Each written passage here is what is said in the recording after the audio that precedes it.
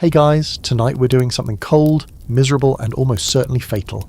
You're about to follow in the boot-sucked footsteps of thousands of desperate gold hunters on the most dangerous trail in North American history, the Chilkoot Trail. This isn't just a fun hike with some historical flair, no, this is the brutal, body-breaking, blizzard-blasted path into the Klondike goldfields. And spoiler alert, you probably won't survive this. So before you get comfortable, take a moment to like the video and subscribe, but only if you genuinely enjoy what I do here. Let me know in the comments what city you're watching from, and what time it is where you are. I'm curious who else is winding down their night with this particular brand of historical masochism. Now dim the lights, maybe turn on a fan for that soft background hum, and let's ease into tonight's journey together. It's 1897. The gold strike in the Klondike has just hit the papers in Seattle and San Francisco, and the fever spreads like wildfire. Everyone with a pickaxe and a pulse is suddenly possessed with the idea that they'll strike it rich. You, unfortunately, are one of them. You sell your possessions, maybe a horse, maybe your dignity, and catch the first steamship heading north. You're packed onto a creaking, crowded boat like a sardine in thermal underwear, and the moment you see the jagged coastline of Alaska, it hits you. This might be the dumbest thing you've ever done. The boat docks in a soggy frontier town. Let's call it Dyer, although spelling it doesn't matter. It's already ankle-deep in mud and broken dreams. You step off the ship and into a mess of tents, shouting men, makeshift trading posts, and the thick smell of unwashed ambition. There's no welcome sign. Just some guy screaming about bacon prices and another trying to sell you a miracle tonic that smells suspiciously like rum and regret. Someone mentions the Chilkoot Trail like it's a rite of passage. You hear things like doable if you're tough, only 33 miles, and bring snowshoes. What they don't mention is that it's uphill, icy, avalanche-prone, and haunted by the ghosts of people who thought they were tougher than the trail. But you're in too deep to back out now. You've already spent your life savings on a pickaxe, a gold pan, and 900 pounds of beans. Now here's the twist. The Canadian Mounties at the top of the trail won't let anyone into the Yukon unless they're carrying at least 1 ton of supplies. Literally, 1 ton. That's 2,000 pounds. That means you'll be carrying your gear piece by piece over the pass. Not once, not twice, but probably 30 or 40 times. You're going to walk the same miserable stretch so often you could do it blindfolded. Some people did. By accident. They didn't make it. Your first morning on the trail begins before the sun even tries to rise. The air has teeth and your breath fogs out like you're smoking a pipe made of ice. Your backpack digs into your shoulders like it's trying to become part of your skeleton. The trail starts gently enough, winding through damp forest and mossy rock. But soon the trees thin, the air gets colder, and the mud turns to snow, and then to ice. You pass people who look like they've been out here since the dawn of time, bearded men with cracked hands and 10-yard stares, women in skirts hauling sleds, a guy carrying a full cast-iron stove. That's not an exaggeration. People really brought stoves. One man even tried dragging a bathtub. He abandoned it 5 miles in. It's probably still out there, waiting for some confused bear to stumble upon it. Then, the weather turns on a dime. It always does. Sunny mornings become blizzards by lunchtime. The wind screams down from the mountains like it's mad at you personally. Visibility drops to nothing, and suddenly you're not sure where the trail is. You trudge forward, praying you're still on the path and not just wandering into oblivion. By nightfall, you're soaked, frozen, and emotionally hollow. You pitch your tent between 2 boulders, heat a tin of beans over a flickering flame, and try not to cry when your only dry pair of socks turns out to be slightly mouldy. Welcome to the Chilkoot Trail. There are no refunds. Somewhere nearby, a prospector tells you the story of a man who tried to sneak through with half a load of supplies. The Mounties turned him back. He tried again, this time with forged papers. They caught him, beat him, and sent him walking home in his long johns. The trail does not reward cleverness. It rewards stubbornness, and occasionally insanity. At one point during the night you hear something that could be wolves, or other prospectors. It's hard to tell which would be worse. You pull your blankets tighter, stare up at the canvas of your tent, and wonder what exactly it is you've done. Tomorrow you'll carry another 100-pound load up the icy slope, and the day after that, and the day after that. You start hearing the phrase, the trail claims everyone in the end. It's a mix of superstition and cruel practicality. Some people freeze to death, others fall off cliffs, a few just give up. Their gear sits abandoned on the trail, half buried in snow like weird modern art sculptures of regret. You'll see a piano one day, a rocking chair the next.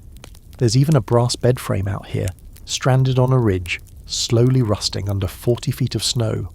Who thought that was a good idea? But the real kicker? Some people never even make it out of Dyer. They take one look at the mountains and turn back, muttering something about bad timing or urgent dental issues. You think they're cowards, until your third day on the trail, when your boots freeze solid overnight and you're forced to warm them over a fire just to slide them back on. Suddenly, urgent dental issues sounds like a valid excuse, and yet you keep going, one boot in front of the other, because at this point it's not about gold anymore, it's about surviving, about proving you can beat the trail before it beats you, and so you hike on, into the cold and the dark, chasing a dream that's already crushed better people than you. You wake up stiff, sore, and coated in a fine dusting of snow inside your tent. At first, you think it's a nightmare. Then the smell of your boots reminds you that, no, this is real. You're still on the trail, still in Alaska, still voluntarily dragging your worldly possessions over a mountain for a shot at gold that may already be gone. You're not alone, of course. You've fallen in with a group of other dreamers, which makes the trail slightly less awful. There's Thomas, a Chicago barber who's never camped a day in his life. Maggie, who talks tough, chews tobacco, and carries a rifle like she was born with it strapped to her back.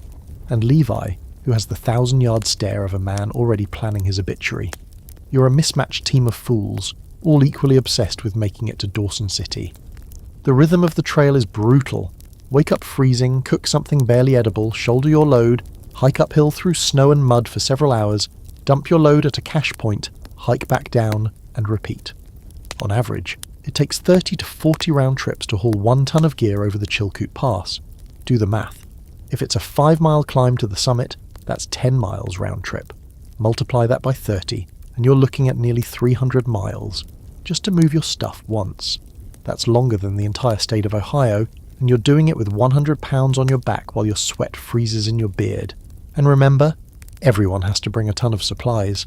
That's not a poetic exaggeration, it's law.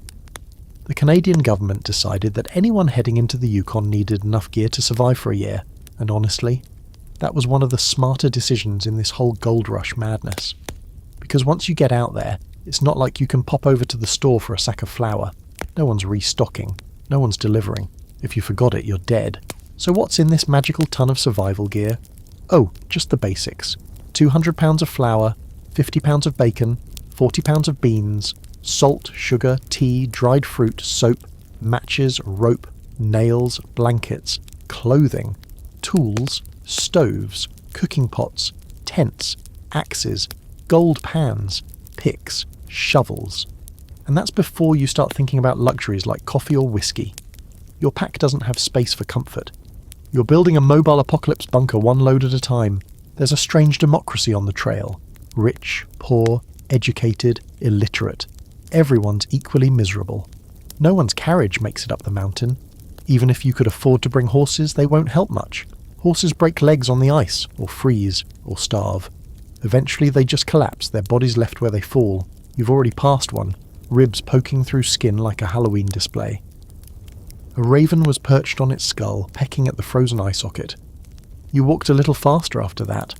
Some people hire porters, natives mostly, Tlingit men who know the land and can carry absurd weights up the slope for a price. But they're expensive, and they're not about to babysit anyone. If you can't keep up, you get left behind. It's as simple as that. One guy in your group, George, with the awful singing voice, gets swindled by a conman posing as a certified Alaskan trail guide. The guy takes $50, carries George's load 10 feet, and then disappears into the fog. George laughs it off at first. By sunset, he's sitting on a rock swearing to go back to Kansas. But not you. You keep hauling your flour sacks and beans one trip at a time. You learn how to wrap your shoulders to prevent the leather straps from tearing into your skin. You figure out how to melt snow for water without accidentally giving yourself trail sickness. You learn to hate bacon. Yes, it's possible. After week 2, you're so sick of the greasy, salty slabs that you start trading them for anything else. Someone offers you a bag of dried apples. You nearly weep with gratitude. One night around the campfire, Levi starts telling the story of a man who tried to carry all his gear in fewer trips. He loaded up with 200 pounds on his back, twice the normal amount, Made it about half a mile before collapsing. Some said his legs just gave out and folded like cheap chairs. Others said the weight cracked his spine. Either way, he was found the next morning frozen solid, still clutching a sack of flour. They buried him with it. That same night you hear coyotes howling in the distance, but no one bothers to react. Everyone's too tired, too cold. You wrap your blanket tighter, turn over on the frozen ground, and dream of soft beds and hot baths, both of which feel further away than the moon. There's a weird kind of pride that starts to creep in. As your muscles harden and your hands turn to calloused claws, you begin to feel like you're actually adapting. Like you're not just surviving, you're conquering. You look at the new arrivals, all shiny and hopeful, and you shake your head. They have no idea what's coming. You smirk as they struggle to pitch tents in the wind or cook rice without setting their mittens on fire. You were that green once. Now, you're part of the mountain. There's even a word for people like you now, sourdough.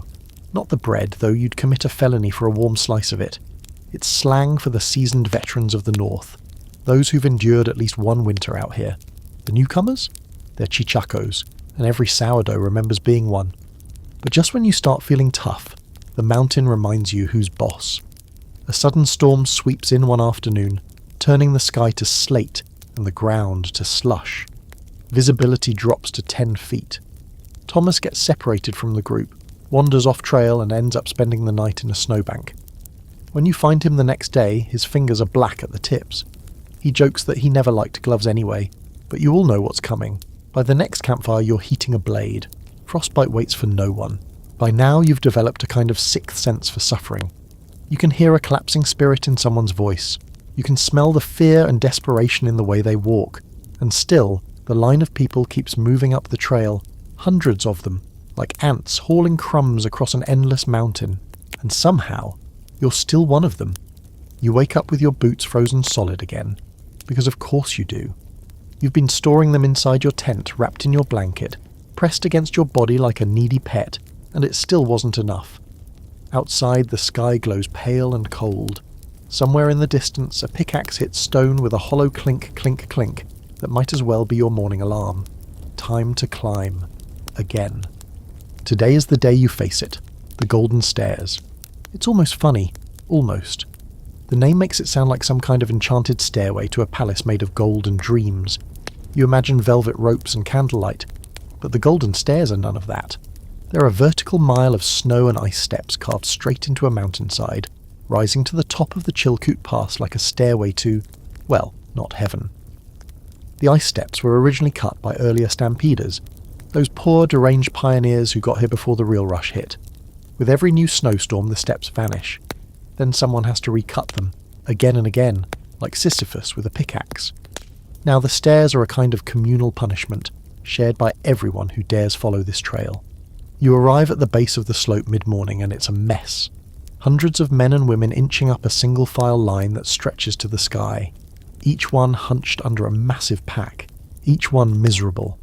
It looks like some twisted ant parade, silent, slow, and straight up. You spot a man halfway up who seems to have stopped moving entirely, just frozen there, like someone hit pause. Welcome to the real bottleneck of the Chilkoot. Your group takes a break to assess the situation. Maggie immediately lights a cigarette, squinting at the sky like she might be able to stare it down. Levi pulls out a flask and takes a long, slow swig before handing it to you. It tastes like fire and medicine, and something possibly illegal. But you don't ask. You just drink. You're going to need it. When it's your turn, you begin the climb. Each step is an insult. Your pack feels heavier than ever, dragging you backward as you fight gravity and snow, and the growing awareness that your legs are slowly turning to jelly. People are coughing, cursing, praying under their breath. The trail is so narrow you can't stop or sit without holding up everyone behind you, and no one's feeling particularly charitable. A guy slips 3 steps below you and almost takes out 4 others on his way down. His sled crashes into a rock and explodes in a shower of bacon and beans. He screams something you're pretty sure isn't in the Bible. The stairs seem endless. Every time you think you're close to the top, the mountain laughs and adds another tier. The ice creaks and shifts beneath your boots. The cold is so sharp it makes your teeth ache. At some point you forget what you're even carrying. The pack on your back becomes part of your body like a shell. You just keep climbing, one freezing, wind-burned step at a time. You reach the top after hours of vertical agony, the summit of Chilkoot Pass. It doesn't feel like victory, it feels like a temporary pause in the punishment. The view is breathtaking, but not in a romantic postcard kind of way. It's more like, if I fall off this ridge, my body will roll for 2 miles and no one will even notice.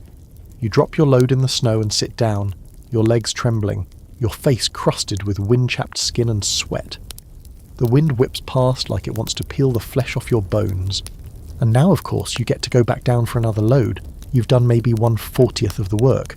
But hey, you're still breathing. That night, camped on the far side of the pass, you sit around a sputtering fire with your group and swap horror stories. Someone mentions a man who slipped on the stairs, tumbled down the whole way, and shattered his femur on the rocks. They had to leave him in a tent until a rescue party could be organised. Took 4 days. By the time help arrived, he was frostbitten from the waist down. They amputated both legs with a saw. No anaesthetic. He survived. Sort of. Then there's the couple who tried to bring their child, an infant. The baby froze during the second trip. They buried her under a pile of stones off the main path, wrapped in a wool blanket. There's no grave marker, just a small depression in the snow where the ground was disturbed. You pass it the next morning without even realising. And yet people keep coming. Every day new faces arrive. Exhausted, underprepared, wild-eyed optimists who think they're different. That they'll be the ones to make it. That the trail won't break them. That golden glory are just over the ridge. You see them dragging stoves, full-length mirrors, even musical instruments. Someone's got a cello strapped to a sled. Another guy is hauling a set of china plates. No one stops to tell them they're insane. What's the point? Some of them, of course, never make it over the pass. They break down midway, sit in the snow, cry, wait for rescue that never comes. Or they get sick. Something simple, like a cut that gets infected, or a bit of bad meat that turns into full-blown dysentery. The trail is full of half-built cairns and makeshift grave markers. People carry their hopes up the mountain, and sometimes they leave their bodies behind. There's a kind of whispered mythos that grows around the golden stairs. People say they hear voices in the wind when they climb. Whispers of those who died there. One guy swears he saw a ghostly figure standing at the summit, watching the line of climbers with a crooked grin. Another says the mountain itself wants you to fall, and you can feel it pressing against you with every gust of wind. You don't believe any of it, of course. Not really. But that doesn't stop you from muttering a little good luck charm before your next ascent. Just in case. By the 5th or 6th trip, your body's on autopilot. Pain becomes background noise. You no longer feel your toes. You're not sure if they're still there, to be honest. You just climb, load, descend, repeat. The line never ends. The trail never lets up. But with every trip, your cache grows. You're getting closer to the magic ton.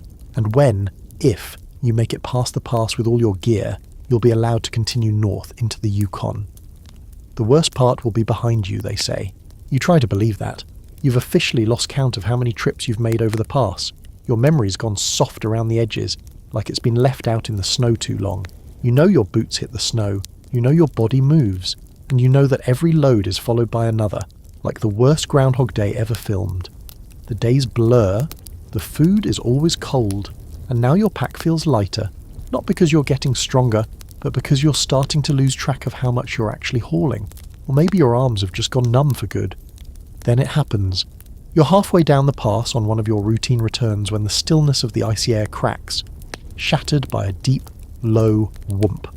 It's a sound that doesn't register at first. It doesn't belong in your mental library, but the silence that follows, that does. That's the kind of silence you only hear before something truly awful. You look up. What you see is a massive wall of snow breaking loose from the upper ridges of the mountain. Just a blur of white until your brain catches up and slaps you with the realization. Avalanche. Someone yells. Others freeze.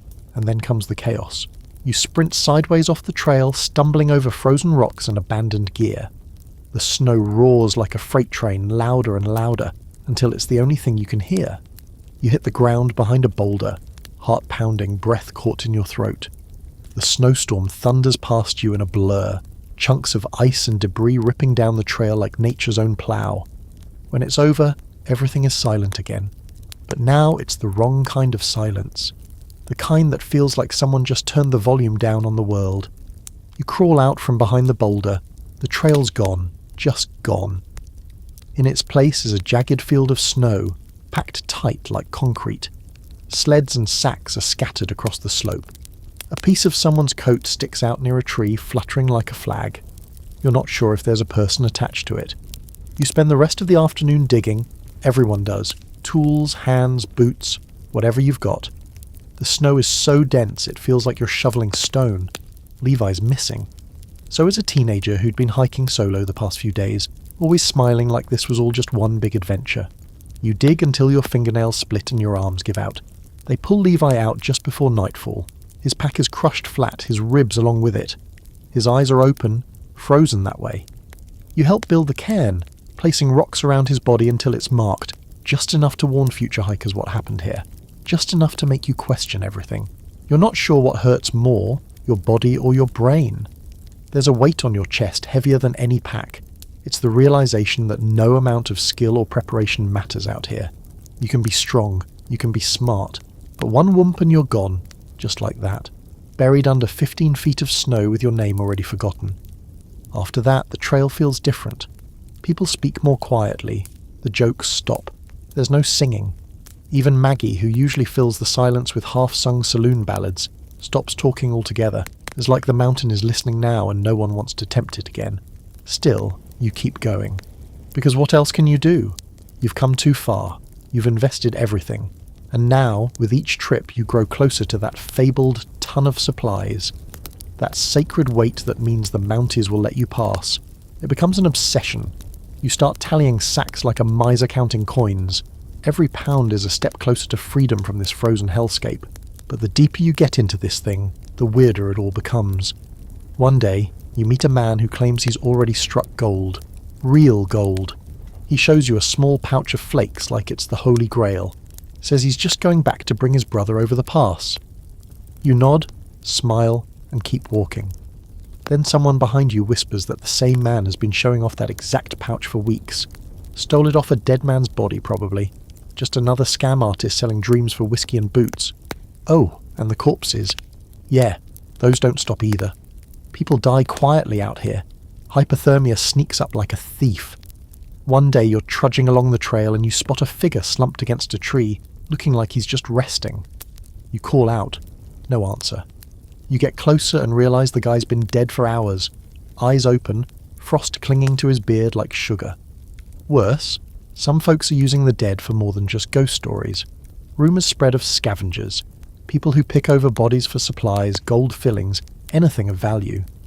One story claimed someone found a corpse with its jaw broken open, teeth missing. Another tells of a woman who wore a dead man's boots into Dawson and never took them off. The trail doesn't make you bad. It just strips away everything polite that used to cover up the bad.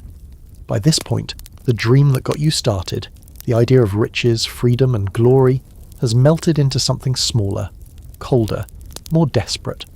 Now, you just want to reach the end of the trail, to survive. You fantasize less about gold and more about a hot bath, a full night's sleep, a cup of coffee that doesn't taste like boiled pine needles. Still, there are moments, brief, almost sacred, where you remember why you started. The night sky, for instance.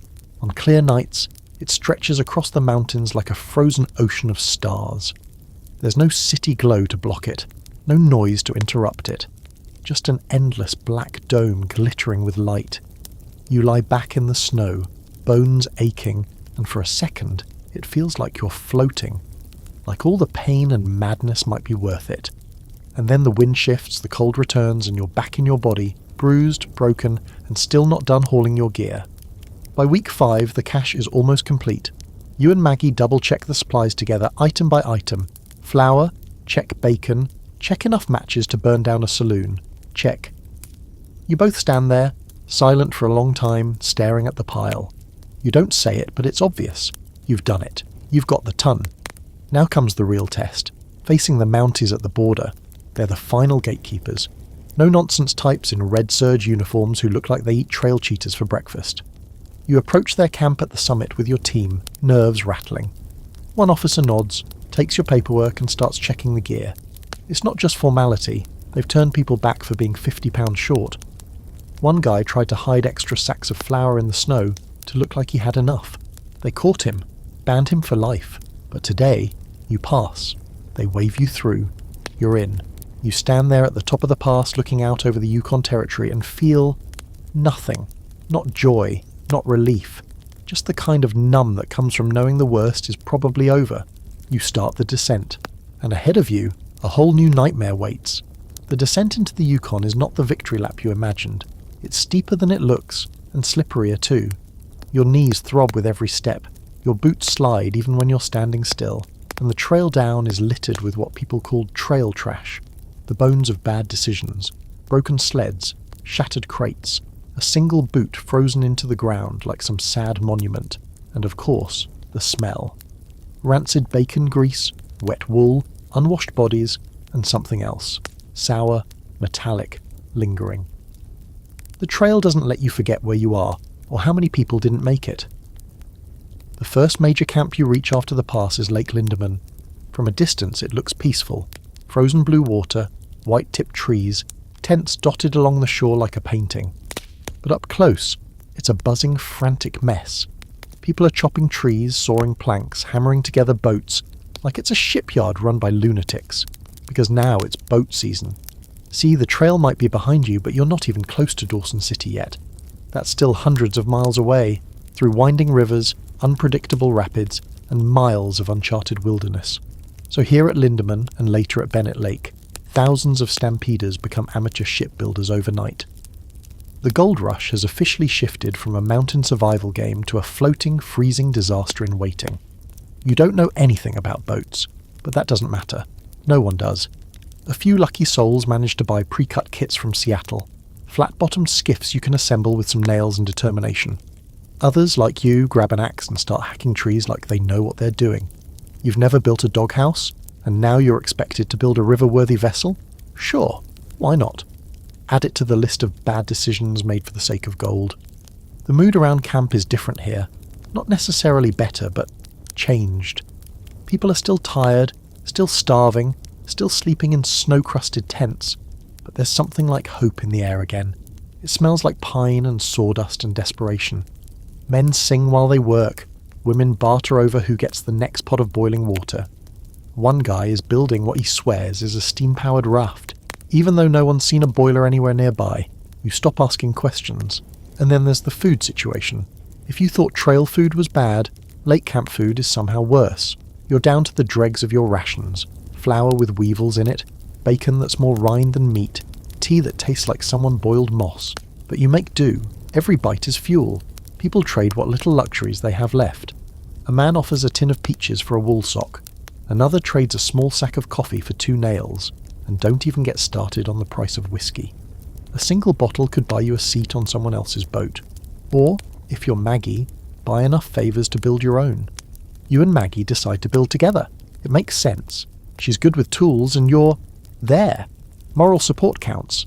Levi would have helped too, but every time you catch yourself thinking that, you feel a cold twist in your gut. So you focus on the raft. It's barely more than a box on logs, but it floats. Mostly. That's what counts. At night, people gather around campfires and tell stories. Some are real, others pure invention. There's talk of a man who built a full sailboat, painted it gold, and vanished the moment it touched water. Another tells of a woman who disguised herself as a man for the entire trail, only to be outed during a brawl over a loaf of bread. The stories are a mix of awe and warning, half ghost tale, half instruction manual. And then there's the guy with the bacon tower. You hear about him your second week at Lake Lindeman. Some man, recently arrived, apparently thought the Canadian authorities were bluffing about the ton of supplies, and only brought 300 pounds, including 200 pounds of bacon. That was it. No flour, no tools, no warm clothing. Just an irrational belief in bacon's power to get him through anything. People start calling him Bacon Jim. You're not even sure he exists until one day you spot a man sitting proudly atop a stack of greasy crates, slicing bacon with a pocket knife like it's a fine steak. Is he insane? Probably. Is he going to die? Almost certainly. Still, there's something admirable about it. A weird kind of tragic optimism. You know deep down you'll never forget Bacon Jim. Building the boat takes longer than it should, but somehow you get it done. It's ugly. It leans slightly to the left. One side is patched with a sheet of flattened tin that used to be a stove lid, but it's yours. You name it the Maybe.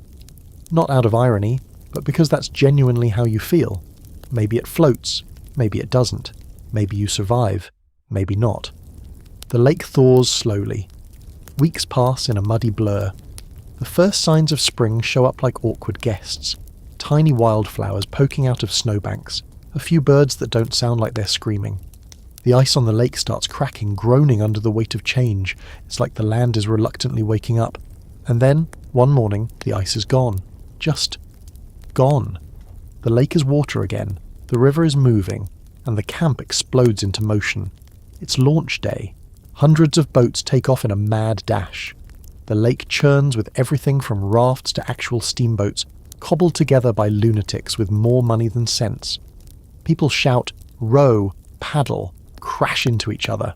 It's nautical chaos. You and Maggie push off into the current, your boat creaking, your muscles burning from the effort. You look back at the camp and realise you'll probably never see it again. As the shoreline fades, you feel something unexpected. Not fear, not joy, but freedom. You survived the deadliest trail in North America. You carried a literal ton of supplies over a mountain, and now you're headed north, into a new kind of wilderness. The river rushes around you, cold and quick, and all you can do is hold the tiller and hope the maybe lives up to its name. For now, you float. Your first night on the river is like sleeping on top of a jittery horse with trust issues. The maybe creaks constantly, groaning with every small wave, like it knows something you don't. You tie it off along the shore, half expecting to wake up downstream with nothing but a plank and Maggie's hat floating beside you. But no, miraculously you survive the night. The boat survives too, spirits are up, briefly. By day 2, the Yukon has you in its teeth. The current pulls you faster than you expected, and you quickly learn that steering a homemade boat is less of an art and more of a full-time crisis. Maggie handles the oars like she's been training for this her whole life, but even she's swearing under her breath within minutes. You've barely eaten, your hands are cracked and bleeding from the cold water, and your arms are already noodles. But none of that matters, because there's something far more terrifying around the next bend. The White Horse Rapids. You've heard rumours since Dyer, about the roar of the water. The boat splintered like firewood. The bodies never recovered. Everyone talks about the rapids with the same breathless reverence they used for the Chilkoot Pass, like it's not just a river hazard, but a character in this story. A living, thrashing beast that wants to end you. And it almost does. You spot the churning white foam long before you hear it. The sound builds slowly, first like wind, then like a waterfall, then like the world itself is coming undone. The banks narrow, the current tightens its grip, and suddenly you're caught in the pull. Maggie yells something. You're not even sure what.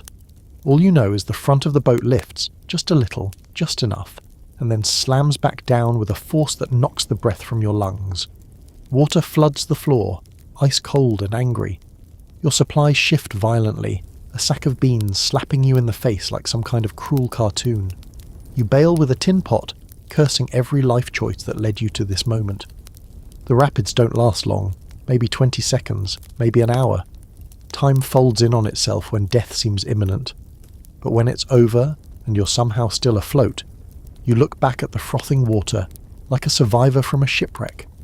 The maybe has a new crack in the side, your frying pan is gone forever, and Maggie's hair is standing completely on end. But you're alive. A lot of people weren't so lucky. You pass wreckage downriver, a splintered hull, a piece of tarp, a boot. On shore, a small crowd is building beside a capsized boat. You see a man kneeling in the mud, cradling a woman's soaked shawl. No words, just silence. The kind you don't interrupt.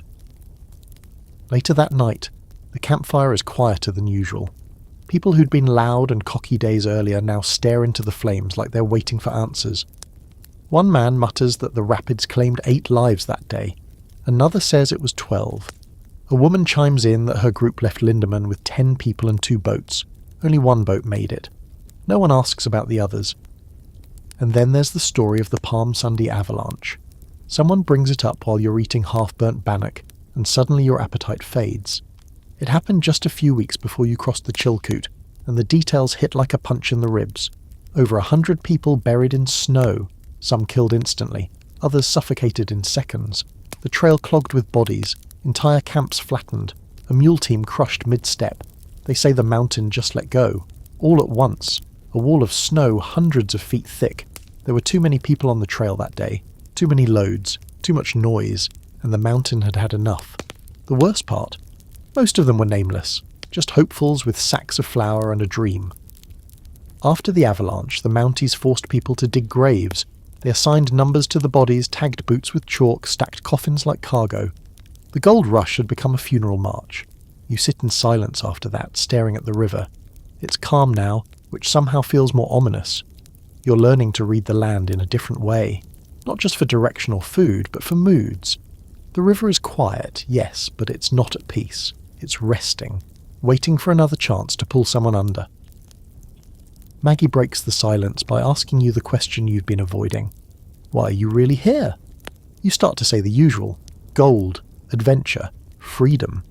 But none of it feels true anymore. You settle on, I didn't want to die in the same town I was born in. She nods, says nothing. That's the thing out here. Truths don't need decoration. They just hang in the air like steam and slowly disappear.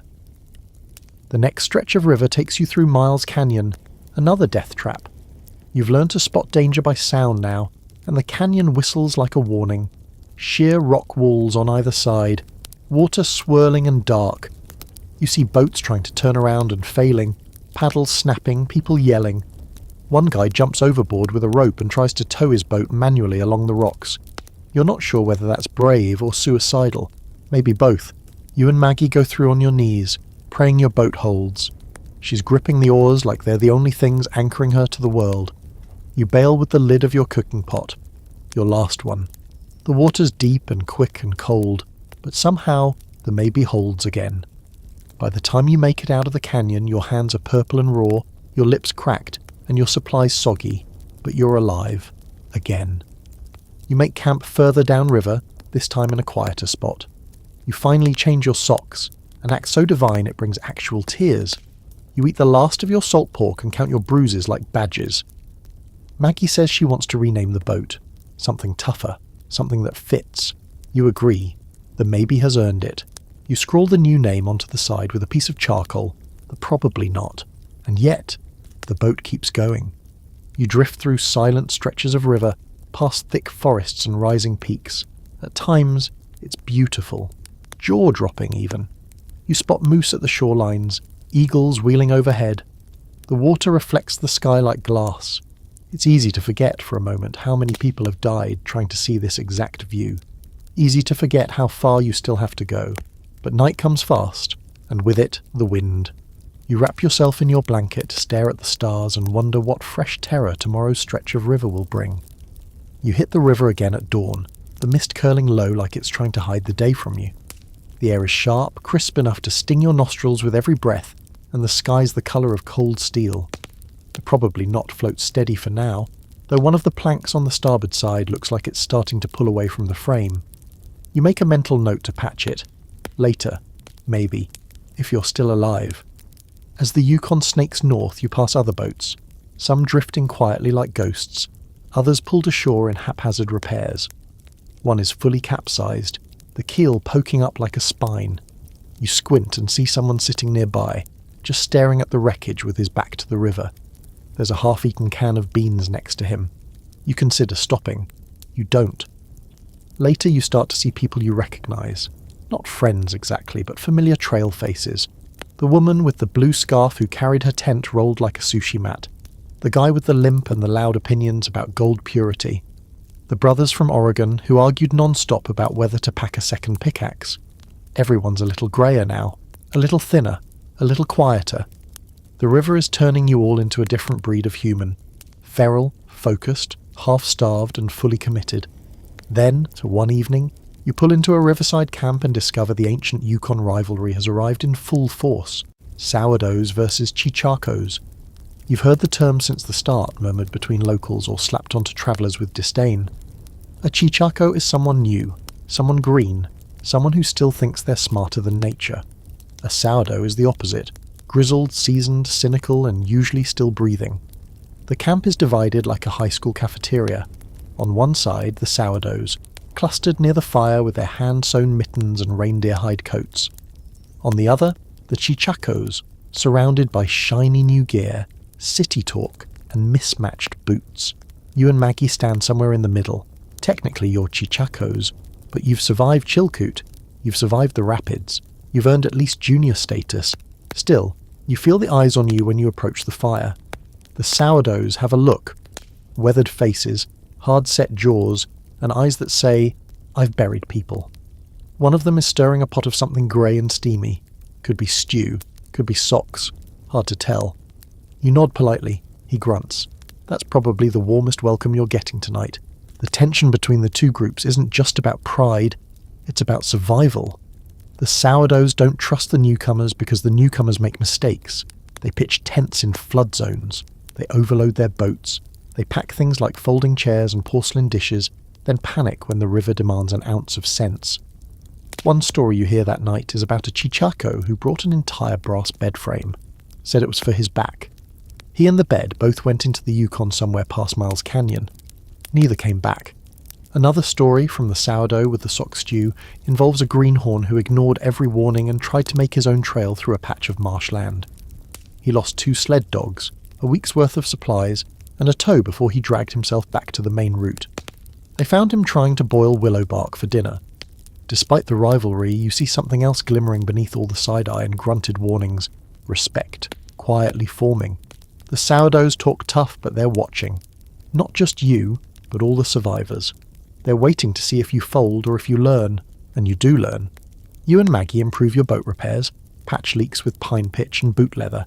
You figure out how to cook a tolerable stew with mouldy beans and stale biscuits.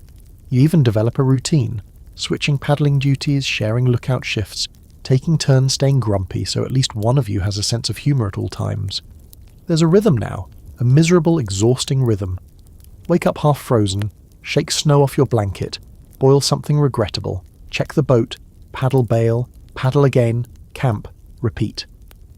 But every so often something breaks the pattern, like the day you find the man with the violin. It's midday.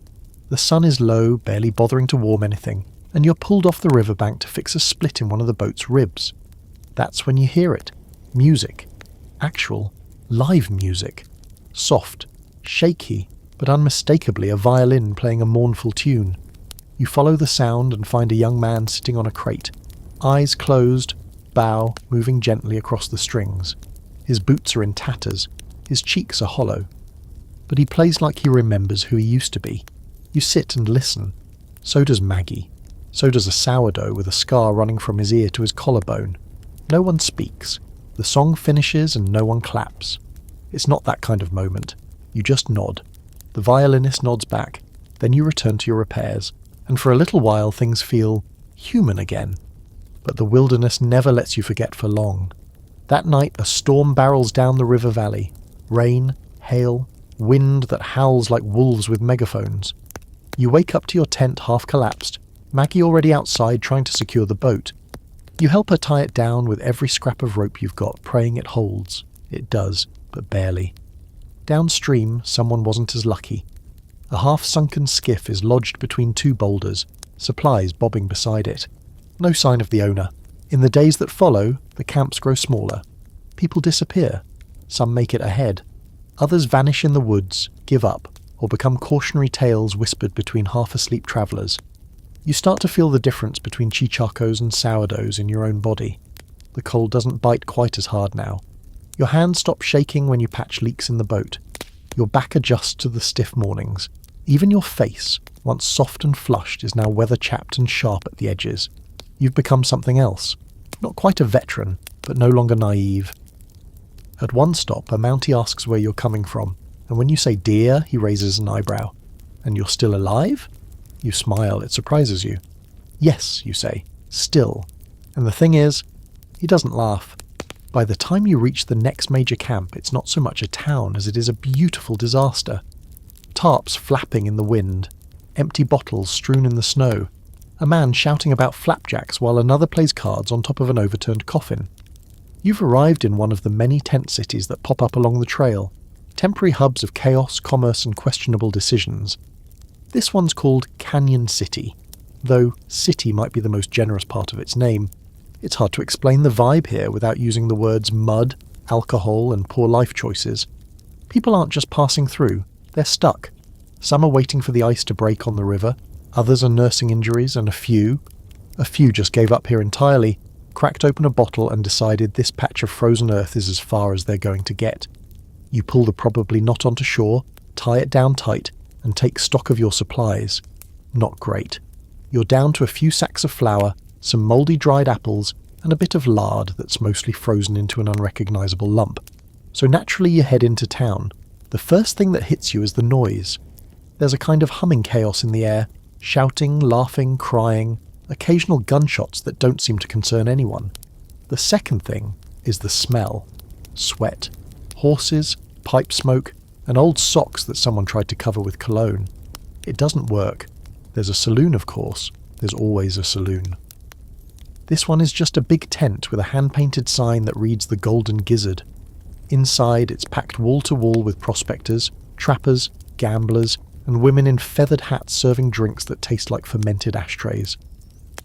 Maggie ducks under the flap and comes out 5 minutes later, holding 2 mugs and looking vaguely amused.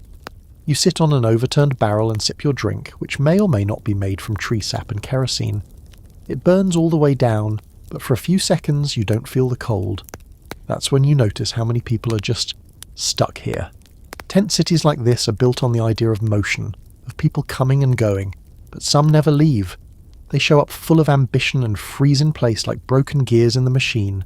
Their money runs out, their health fails, or they just decide that the idea of another 500 miles is too much. You walk past tents with for sale signs scribbled on them. Others have been torn down and turned into firewood. You pass a man with a wooden leg carving a flute out of a stick. You hear someone offering to trade dental work for boots, and not their dental work. You get the impression they might just yank the teeth out themselves and call it a day. There's a medic's tent near the edge of the camp. Doctor is a loose term here. He's really just the guy with the cleanest hands and a set of pliers. You hear him explaining loudly how to amputate a toe with whiskey and a carving knife. You walk faster. Back in town, trade is everywhere. People are hawking everything. Bacon, boots, fake maps to gold claims. One man is selling Klondike miracle mud that's definitely just dirt with glitter in it. A woman tries to sell Maggie a pair of fur mittens made from what she claims is rare Arctic chinchilla. You don't ask questions, you just keep moving. You find a man offering to read fortunes. His setup is impressively dramatic. Candles, a deck of cards, a stuffed raven perched on his shoulder. You pay him a dime for a reading. He flips a few cards, looks at you and says, "You'll reach gold, but it won't be what you think." You ask what that means, and he just grins, then points at the next person in line. The thing is, tent cities like this one are both a warning and a necessity. They're cautionary tales, living reminders that the trail doesn't just kill with cold or cliffs, it kills with inertia.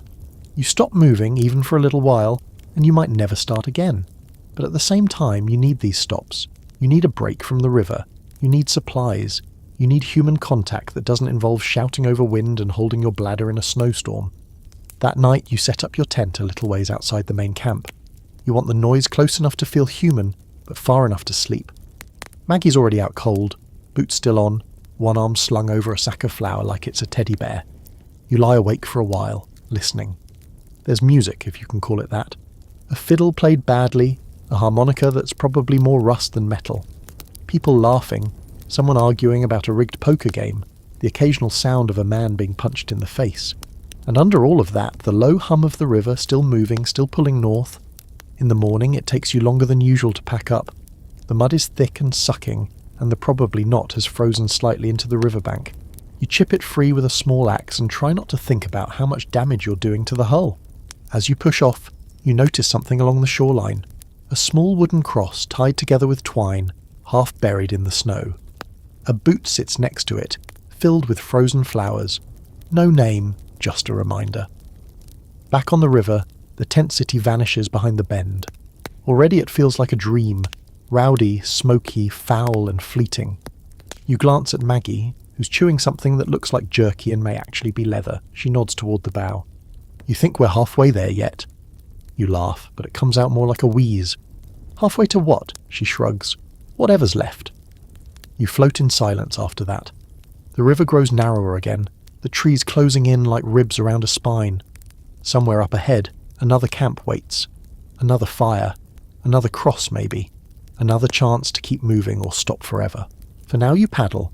By now the rhythm of the river is embedded in your bones. Each day a rolling blend of paddling, bailing, dodging and praying. But today's different. Today, you approach a stretch of land that people have warned you about since long before the Chilkoot. They call it Dead Horse Trail. Not poetically, not metaphorically. It is exactly what it sounds like.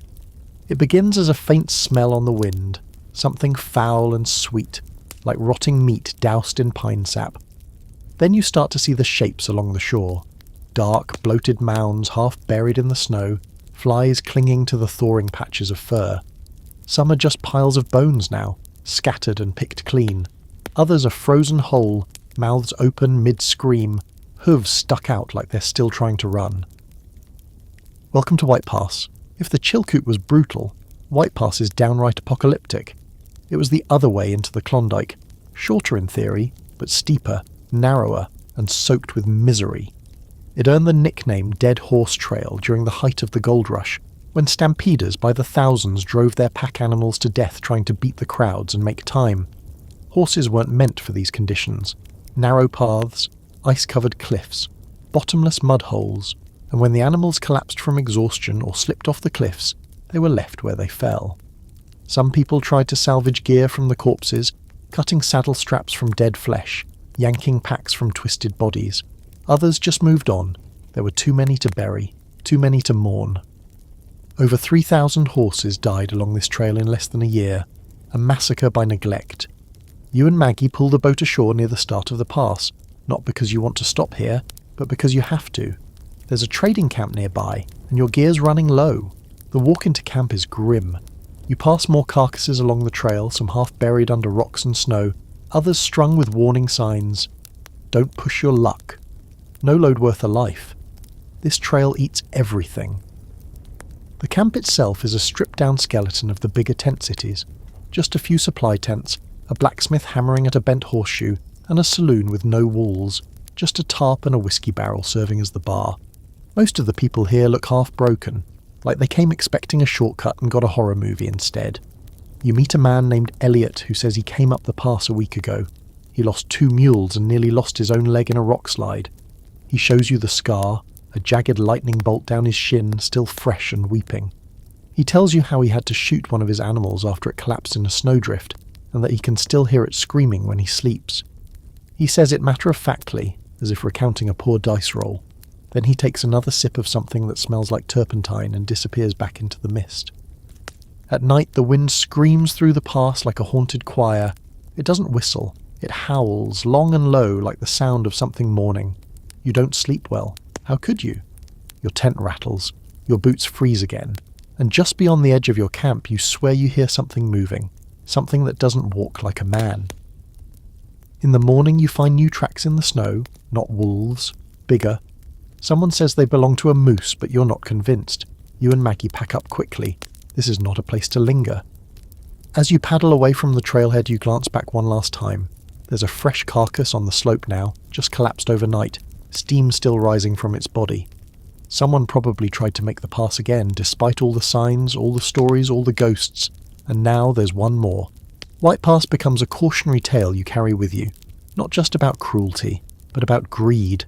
About what happens when people treat life, any life, as disposable. You don't talk about it much after that. Neither does Maggie. It just sits between you and the boat, cold and heavy and unspoken. You keep moving, weaving through the narrowing river like a needle through thread. The scenery gets wilder here. Steeper cliffs, sharper bends, the trees packed in like soldiers on parade. The river has moods, angry, lazy, bitter, calm. You learn to read it like a face. When it's glassy, you know a storm is coming. When it chatters, you know rocks are near. You stop trusting maps. The land doesn't care what paper says. Along the way you run into a man with no boat. Just a pack, a rifle, and a face like a worn-out boot. He says he gave up on water travel 2 weeks ago after his raft shattered in a minor rapid. Now he walks the riverbanks, camping where he can, hoping to reach Dawson before the freeze. You ask how long he thinks that'll take. He shrugs. Depends who kills me first, the cold or boredom. You give him a sack of dried apples and he nods once, says nothing, then vanishes into the trees. Further downriver the camps start getting more spaced out. You'll go days without seeing another soul.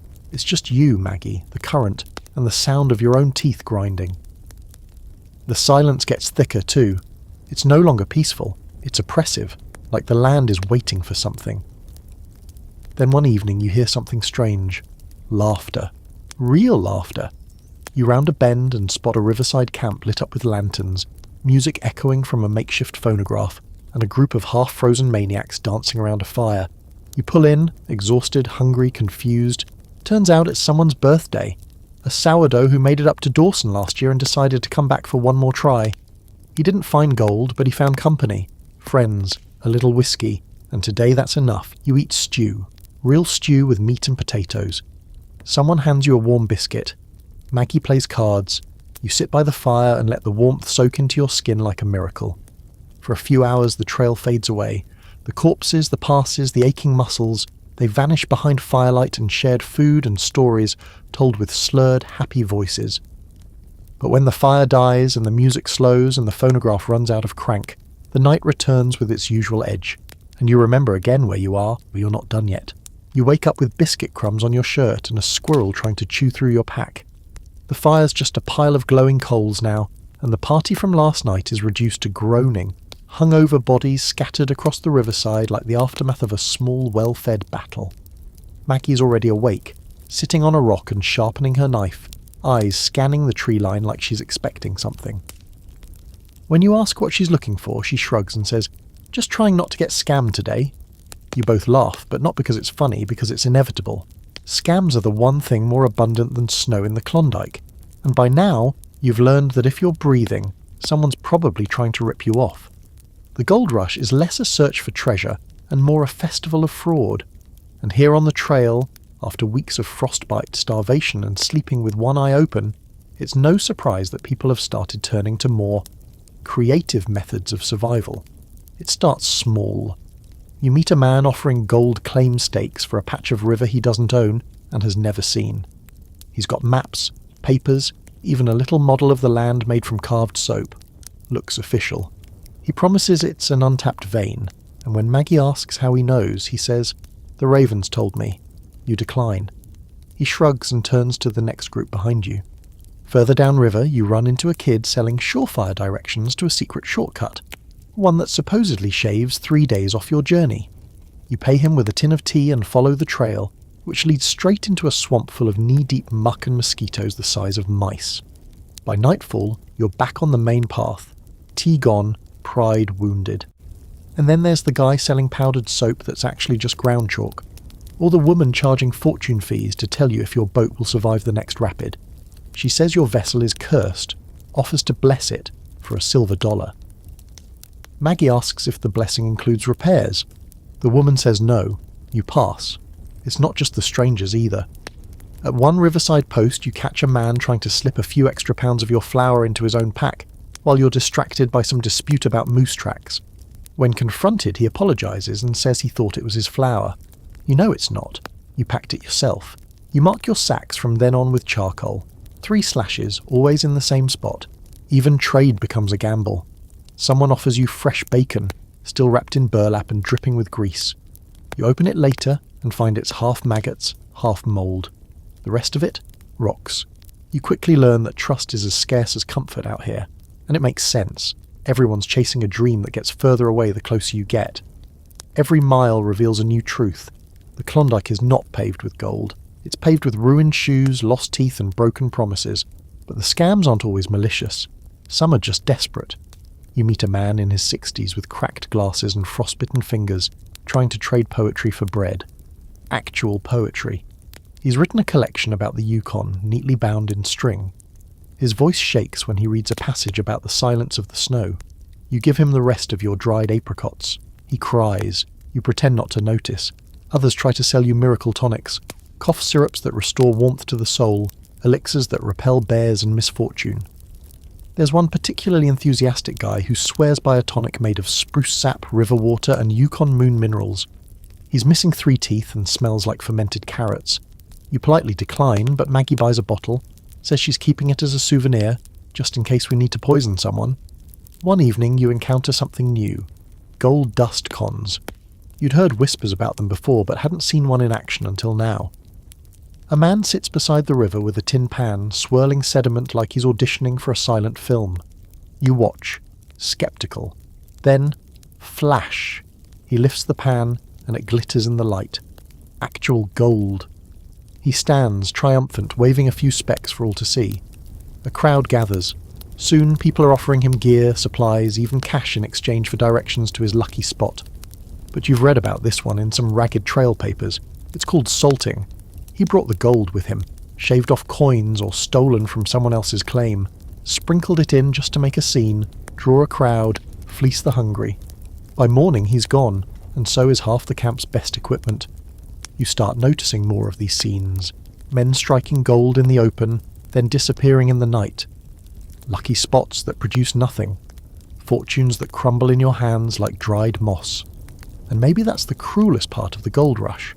Not the cold, not the trail, not the deaths. It's the constant illusion. The idea that the next bend, the next camp, the next claim will finally pay off. And every time you think you're too smart to fall for it, you find yourself staring at someone else's glittering dust, wondering if this time it's real. You and Maggie start developing a code for spotting trouble.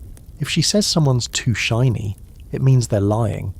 If you say someone smells like gold, it means they've probably just been handling brass. You start walking a little further from the camps, keeping your gear closer, and trusting people only as far as you can throw a pan of beans. Still, you can't escape the constant sales pitch. The wilderness may be merciless, but it's also strangely capitalistic. Every fire has someone offering something. You hear a guy trying to sell fireproof matches. Maggie snorts and asks for a demonstration. The guy pauses, then says, "They're so safe, I won't even light them." You keep walking.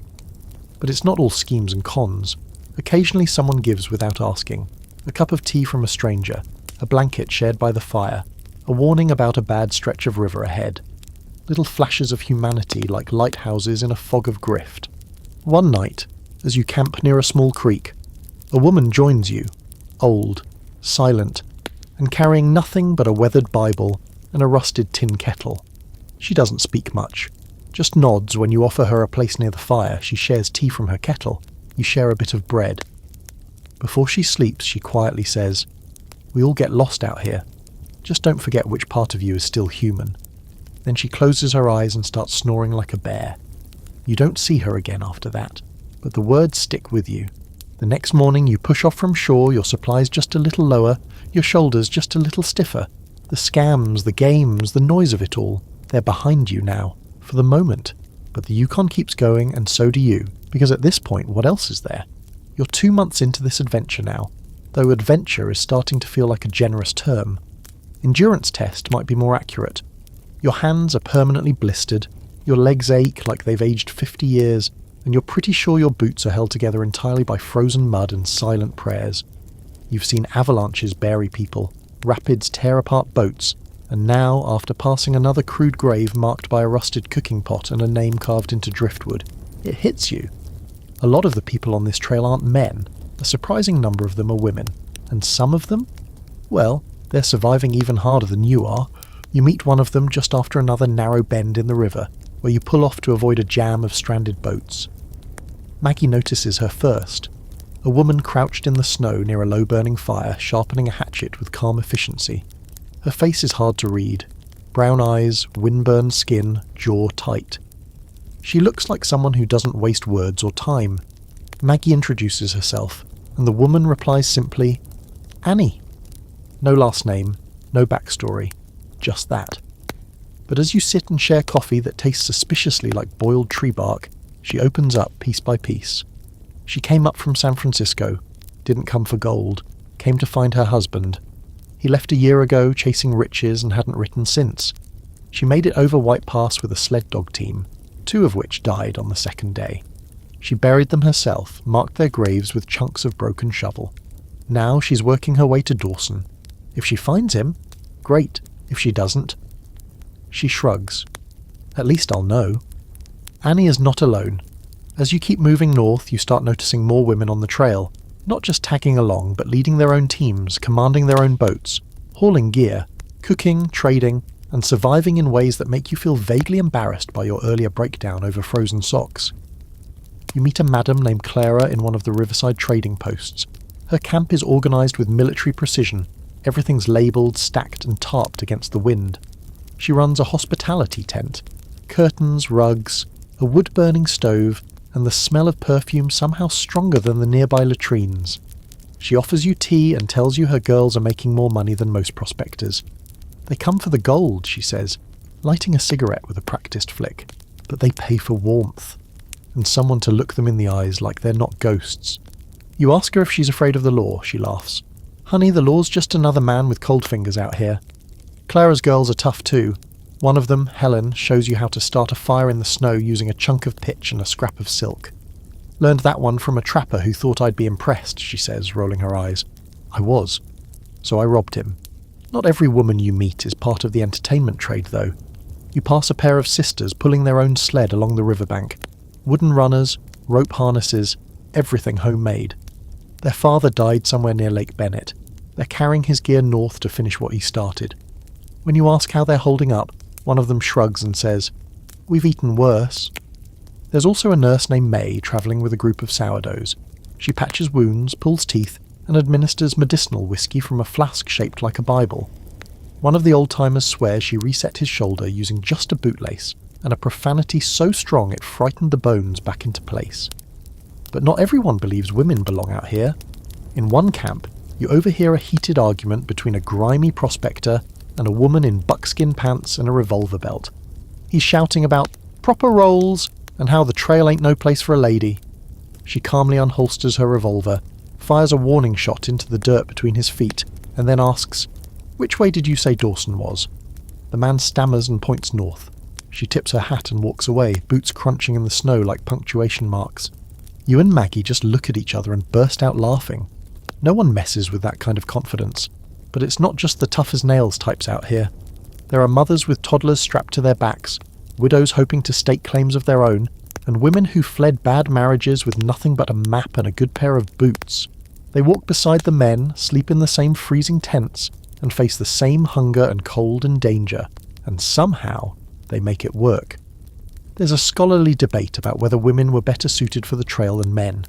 Some historians argue that statistically, they were less likely to die of stupidity, like deciding to ford a river at night with a broken compass, or eating spoiled pork out of sheer bravado.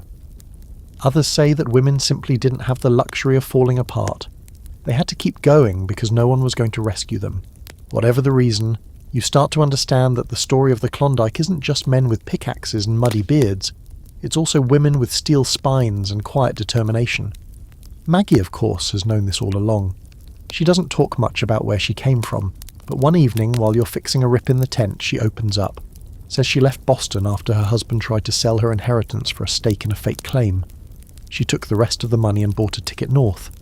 Figured I'd rather die cold and free than warm and owned, she says. You just nod. There's nothing to add to that. And in a way, that's what this whole frozen nightmare is about. Not just the gold, not just the survival, but the freedom to rewrite your own story, to leave behind the person you were in the cities, in the parlours, in the factories, and become something else. Someone who doesn't flinch when the wind cuts your face. Someone who can build a boat out of garbage and dreams. Someone who can carry a year's worth of supplies over a mountain and still smile at the top. You think about the women you've met, the ones who were written off, overlooked, underestimated, and how they've become the fiercest, most unkillable people on the trail. The river keeps moving, so do you. And as you drift past another camp, you spot Annie again. She's standing on the shore, staring into the trees. She nods at you once as you pass. You nod back. You wake up with frost on your eyebrows and your blanket stuck to the side of the tent from sheer condensation. It's morning, technically, though the sky looks like it hasn't made up its mind. Pale grey with a hint of not today, as if the sun took one look at the Klondike and decided to sleep in. You peel yourself out of your cocoon of damp wool, step into your frozen boots, and immediately regret every decision that led you here. Today's task, move the remaining gear. Again, still. You and Maggie break camp in silence. Words feel like unnecessary luxury lately, and besides, you both know what's ahead. The next stretch of river is nearly impassable by boat, shallow, narrow, iced at the edges and full of jagged stones that wait like toothpicks in a trap, which means back to hauling. But this time, you're doing it along the riverbanks, through snowbanks, icy brush, and the kind of terrain that mocks your every step. There's no choice. You need to portage. Again. For the uninitiated, Portage is a fancy French word that means carry your boat and everything you own on your back like a doomed pack mule while screaming inside. Welcome to Klondike life. Maggie volunteers to scout ahead while you start loading up. You strap sacks of flour, tools, blankets, and your sad excuse for cookware onto your back.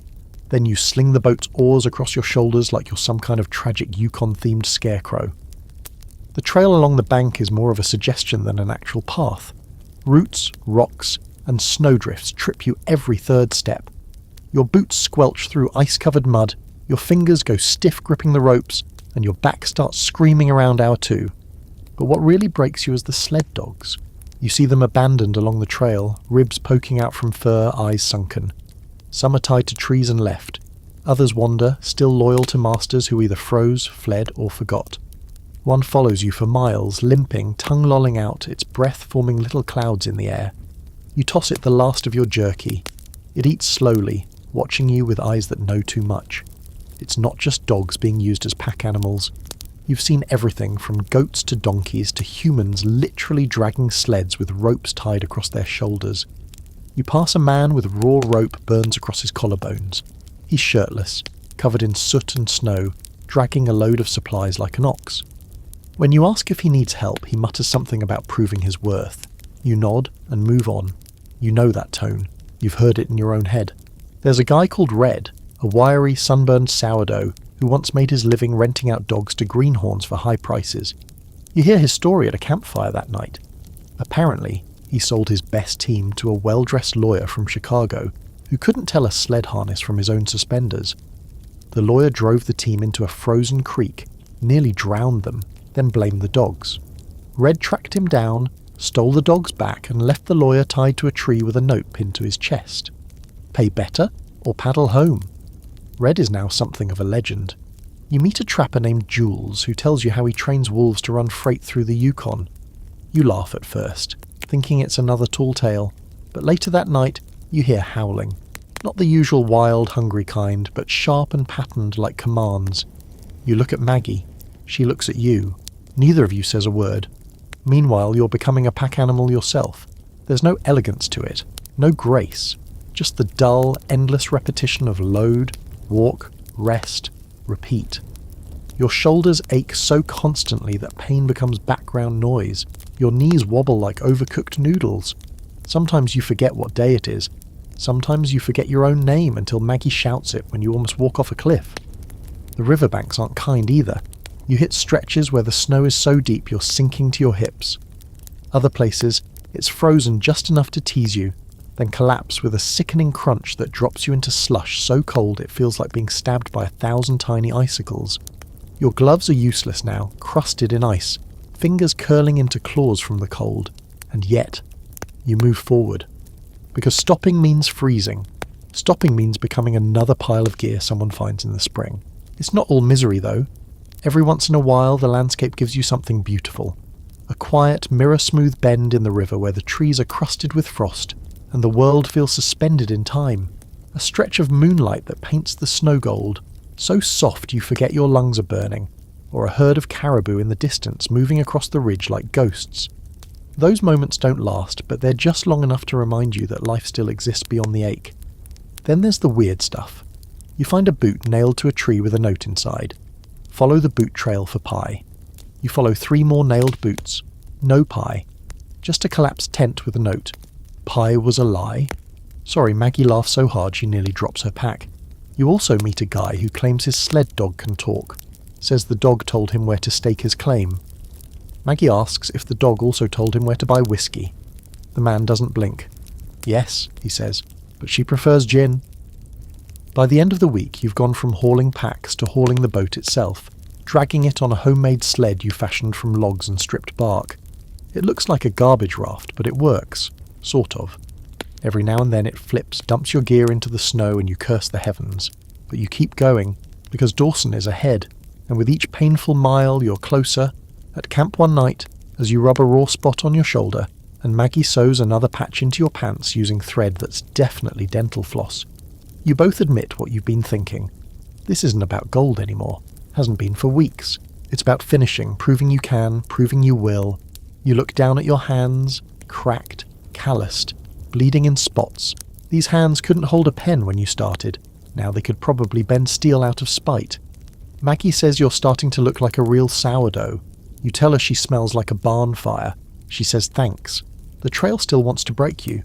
It will try again tomorrow. But for now you fall asleep beside the boat you dragged by hand, curled into a blanket that smells like bacon and regret, dreaming of nothing but silence. The next morning you find something in the snow. Not gear, not a body, but a jawbone, human. Still mostly intact, yellowed teeth set in ice like a grinning fossil. Maggie stares at it for a long second, then nudges it with her boot. "Well," she mutters, "somebody had a rough night." You want to laugh, you really do, but it catches in your throat because the teeth look too familiar, too present, not ancient, not weathered, just recently separated from a face. You leave it there. It doesn't feel like yours to move. Later that day, while pulling the probably knot around another frozen bend in the river, you find more bones. These are farther off trail, tucked under a pine tree. A small pile, ribs, a vertebra, something that might have once been a boot filled with toes. And sitting neatly atop the pile is a rusty gold pan. There are stories. Of course there are. This trail runs on stories, half-lies, and fever dreams. But one of the more persistent tales you've heard comes back to you in a cold wave. People stealing dental gold from the dead. Not out of malice, just pragmatism. You've met men who pan all day and find nothing but sand, then stumble across a corpse with fillings worth $20. That's real money, enough to buy food, or bullets, or a ride back home. No one talks about it in public, but the phrase floats around campfires like smoke. Tooth panning. You remember that jaw you saw this morning? Maybe it didn't fall out on its own. There's a chilling practicality to the way death works out here. It's not sacred. It's not tragic. It's just there. The bodies don't get proper burials unless someone's got time, and nobody's got time.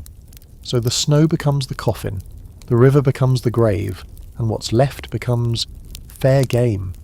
You and Maggie don't talk about it, but you both start sleeping with your packs closer, your knives nearer to hand. Not just for protection, but because the rules have shifted. If your body ends up frozen in the trees, someone might unzip your tent, check your teeth, and move on without blinking. Somewhere along the river, you hear about a man named Olsen. He froze to death in his tent after a night of drinking bad homemade rum. When they found him, he was smiling, glass-eyed, blue-lipped, holding a bottle of snake oil in one hand. His gear was untouched, but all 4 of his gold-capped teeth were gone, cleanly removed. Rumour says his jawbone was tucked back inside his coat, like a polite gesture from whoever helped themselves. You ask around to see if anyone knew him. One sourdough just shrugs and says, he'd have done the same. There's something so casual about it, it makes you shiver. You stop seeing the trail as a path and start seeing it as a kind of mobile graveyard. Frozen reminders line your journey, boots with bones in them, packs rotting under fallen trees, hats sitting eerily upright beside the river like their owners might still be wearing them, only there's no face underneath, and always the teeth. People keep their heads down when they walk past a body, but their eyes dart toward the mouth. It's the quiet horror of it that gets you. No one brags about it. No one jokes. It's not some cruel Wild West looting fantasy. It's the simple, brutal arithmetic of survival.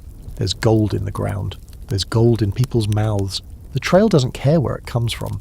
Then, one fog-heavy morning, you meet a man who makes your stomach twist the wrong way. You're filling canteens at a stream when he appears. Tall, pale, with fingers like spider legs, and a face too calm for someone covered in frost. He smiles. A big, toothy grin. Too toothy. The kind of smile where you count molars that shouldn't be visible. He tells you he's heading to Dawson just like you. Says his name's Cole. Doesn't offer a handshake, just a nod and a question. You seen any bodies lately? You and Maggie share a glance. Cole clarifies. He's looking for a friend who went missing. Disappeared somewhere between here and 40 Mile. He keeps it vague. Too vague. Then he starts asking about trail forks, river curves, places someone might go off alone. He thanks you, smiles again, and disappears into the trees. You both decide to sleep in shifts for a few days after that. By now, you've reached the part of the trail where nothing surprises you anymore. You've eaten pine needle soup, patched your tent with fish guts, and talked to at least 3 people who may or may not be ghosts. You've come to accept that some people will do anything to survive. The The trail takes good men and makes them thieves. It takes hopeful women and turns them into scavengers. It takes you, in all your naive ambition, and reminds you that out here, there's no such thing as honour without a full belly. Maggie has a story too. She tells it one night while the fire is low and the sky is full of stars that look fake, like stage props in a bad theatre show. She says she once found a young man dead in the snow, face down in his own vomit, barely 20. His boots were nearly new. She was wearing rags. Her own shoes were falling apart, toes peeking out like they were trying to escape.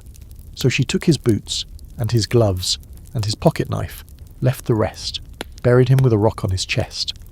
She stares into the flames and says, "If he'd found me first, he'd have done the same."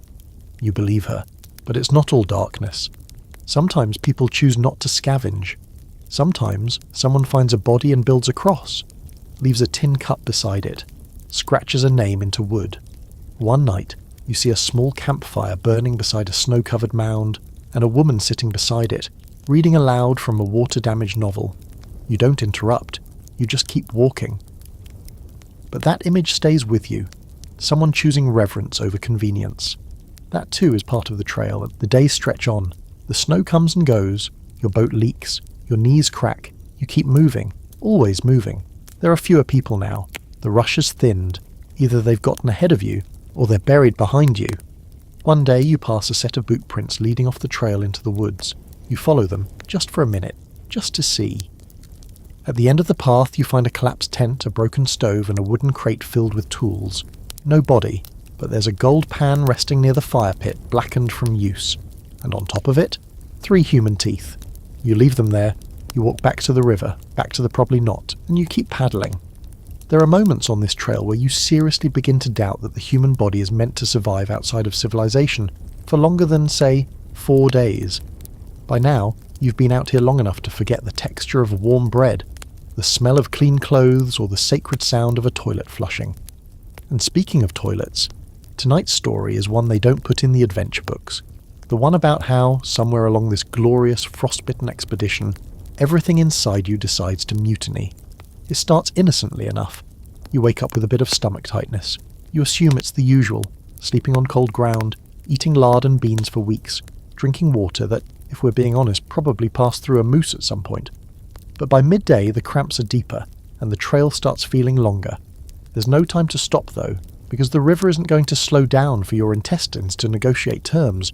By sunset you're sweating through your coat, and Maggie's giving you the kind of side-eye usually reserved for contagious people and travelling salesmen. "You look like death dressed in oilskin," she says. You mumble something in response, probably a Latin prayer or just your own name, and then, not 5 minutes later, it hits. Dysentery, the official, undisputed, undefeated champion of the Klondike Trail. They warned you back in Dyer. Everyone said to boil your water, wash your hands, and never ever trust stew that smells like socks. But the trail is long. You get lazy, you get tired, and one day you let your guard down with a cold stream and a suspicious hunk of dried meat. That's all it takes. Your next 72 hours are a blur of pain, panic, and absolutely no dignity. There are no outhouses out here, no privacy. The snow is your bathroom, your grave, and your only friend. Every bush becomes a potential emergency site. Maggie, bless her, tries to keep you hydrated, pouring hot water laced with pine needles into your canteen and muttering, "You're not dying of poop in front of me, not today." You thank her with a series of weak grunts. By the second night, you're hallucinating. You dream you're back home, sitting at a table with your mother, eating roast duck and fresh peaches. Then the duck quacks and explodes into firewood. You wake up face down in snow, shivering, with your pants halfway down and a trail of regret leading into the bushes. A squirrel is watching, judging. Maggie tells you about a guy she met who died because he confused a stick of lard for a candle and ate it. Another woman she knew tried to treat her dysentery with whiskey and ended up in a coma that lasted 3 days. By the time she woke up, her tent had collapsed and someone had stolen her shoes. Trail karma, Maggie calls it. You don't respond. You're too busy trying not to die on your own boots. Of course, you're not alone in this. Sickness is as much a part of the trail as snow and lies. It's not just dysentery. There's mountain gut, a lovely condition that turns your insides into soup. Tent fever, which is what happens when people go stir-crazy after being snowed in for too long. And Klondike foot, a condition where your toes turn black, shrivel up and fall off like dried figs. You meet a man named Willis who shows you his left foot, only it's more of a suggestion of a foot now. Fell off during a card game, he says. Didn't notice till I stood up. Then there's the horror of trail latrines, or the lack thereof. You stumble into a camp one afternoon with makeshift signs everywhere reading, "Keep left of the tree line." You ignore one of them and immediately regret it. What lies beyond is a field of frozen excrement, a horror show of human waste frozen in mid-thought. It looks like an art installation from the darkest corner of the human mind. Maggie gags. You gag. Even the birds avoid it. Later, you meet a woman named Dorothea who figured out how to dig her own latrine into the snow and cover it with pine boughs. Ingenious. She teaches you how to dig a windbreak trench, angle it downhill and line it with crushed charcoal to reduce the smell. You're nearly in tears from gratitude. Who knew toilets would one day be considered luxury infrastructure? There's also the phenomenon of poop ice. That's not slang. That's literal. When it's cold enough, the latrine areas freeze into solid blocks. You hear stories of people losing tools trying to break through to add new deposits. One guy apparently dropped his knife and tried to retrieve it, only to get his glove frozen to the block. They had to pour coffee on it to free him. He lost the glove, and probably some self-respect. You try to find humour in it. Everyone does.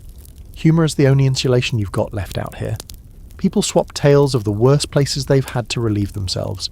In a snowstorm behind a sled mid-run, dangling over the edge of a cliff because there were no trees nearby. Maggie tells you about a guy who tried to use frozen socks as toilet paper. He learned quickly that there's a difference between improvisation and idiocy. But beneath the jokes there's something real, something dangerous. Trail sickness doesn't just weaken you, it marks you, makes you vulnerable, slows you down, and when you're slow, you fall behind. When you fall behind, you disappear. You hear about a group who left a sick man in a tent with some water and crackers, promising to return. When they came back 3 days later, the tent was empty. No footprints, just a note carved into the ice. Wrong direction. No one knows what happened, but you survive. Eventually the fever breaks. Your guts stop trying to escape your body. Your appetite returns. Not all at once, but slowly. The first time you eat a real meal again, lukewarm beans on a biscuit, you weep a little. You tell people it was just the wind. By the 5th day, you're upright again. Fragile but functional. You feel like someone who's just emerged from the underworld. You vow never to drink unboiled water again. Never to eat questionable jerky. Never to trust stew that smells like mothballs. Then, 3 days later, you drink straight from a stream because you're tired and you forget and, well, some lessons are circular. That night, while wrapping your blanket around yourself and checking your boots for mould, you tell Maggie, "If I die out here, make sure they don't take my teeth." She smirks, throws a pine cone at your head and says, "Please. Yours aren't worth the effort." You laugh. It feels good to laugh again, even if you're still afraid to sneeze. You wake to the sound of snow whispering across the canvas of your tent like dry leaves.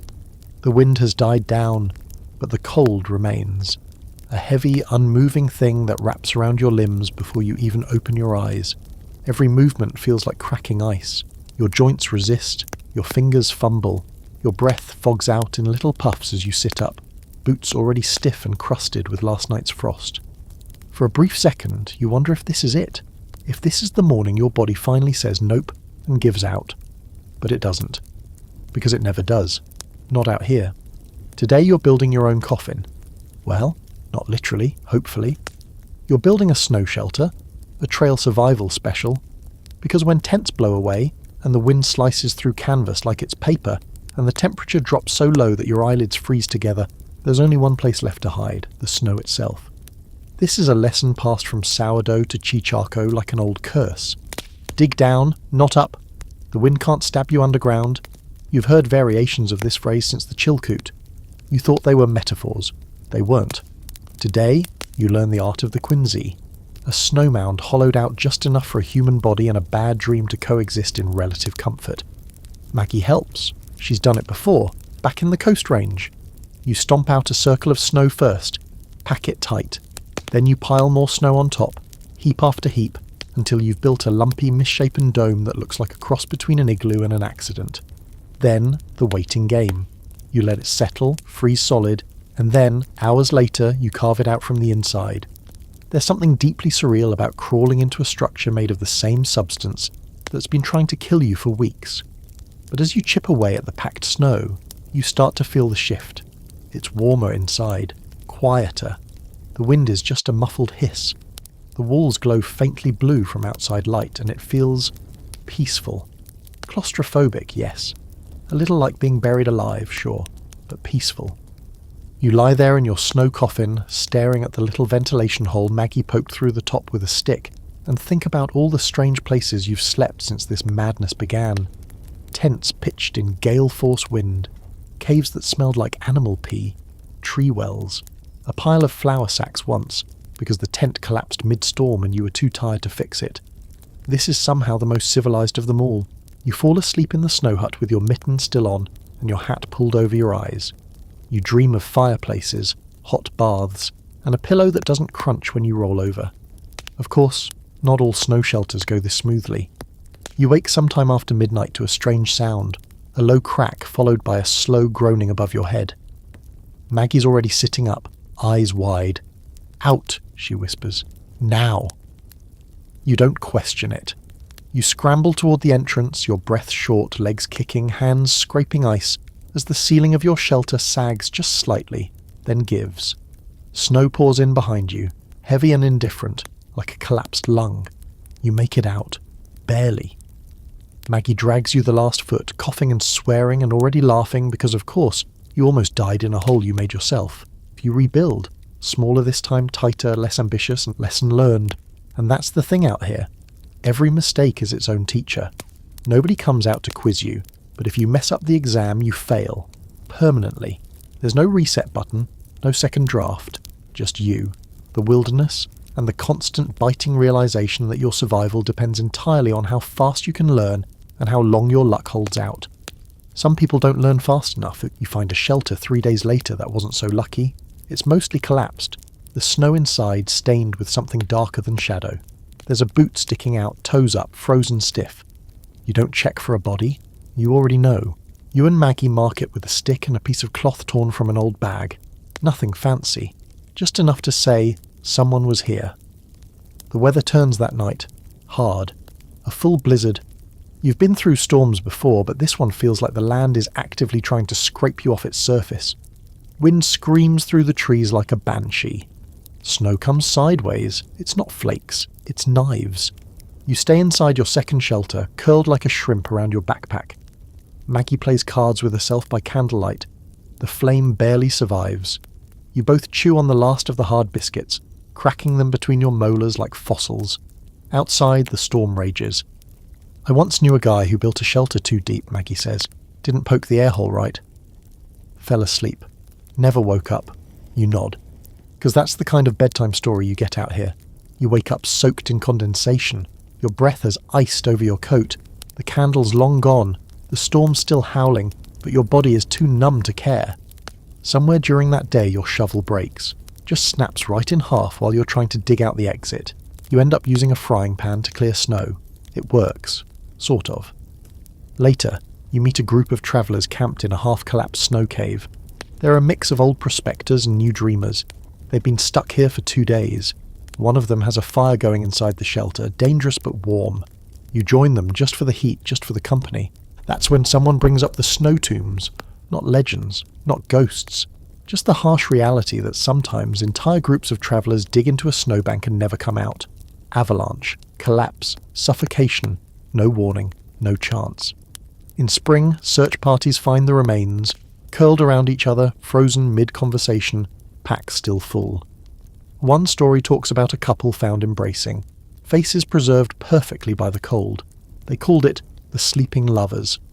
You try not to think about that as you lie awake in your third shelter, staring at the ceiling, wondering how much weight it can take. There's an ongoing debate among survivors, an unspoken one, about what's worse, freezing or suffocating. Some say freezing is peaceful, numbness, then sleep. Others argue that being buried alive in snow is the real nightmare.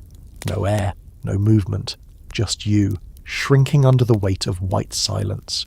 Personally, you'd prefer to avoid both. By the end of the week, the storm passes. The sun returns, weak, pale, but enough to melt a bit of the outer crust.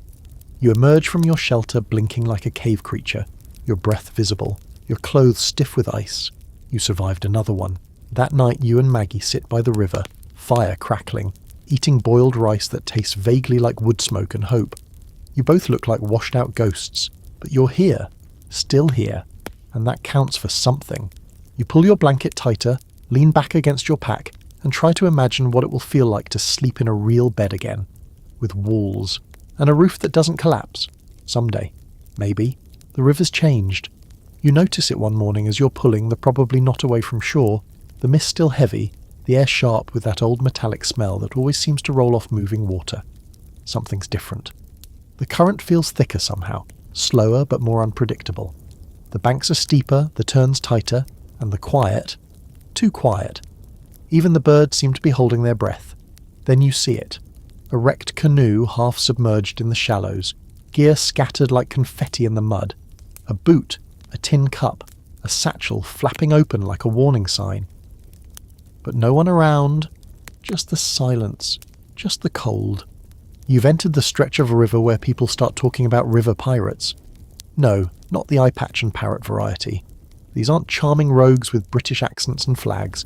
These are desperate men, some barely hanging on to their own sanity, who've realised that the easiest way to get rich isn't to find gold, it's to take it from someone else who already did the hard work.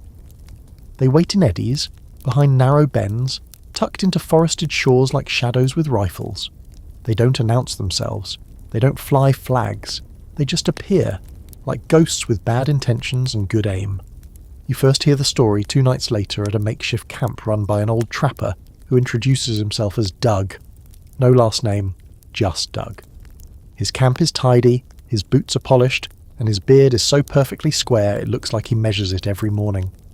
Doug talks slow, like he's been chewing each word for a year. Says he saw a crew of 3, good men, get ambushed near Devil's Elbow, a sharp bend about a week north. They had a solid claim, a full load, and were headed to Dawson. Never made it. Doug found the boat later, adrift, blood on the seats, supplies gone, even the boots taken. The gold vanished.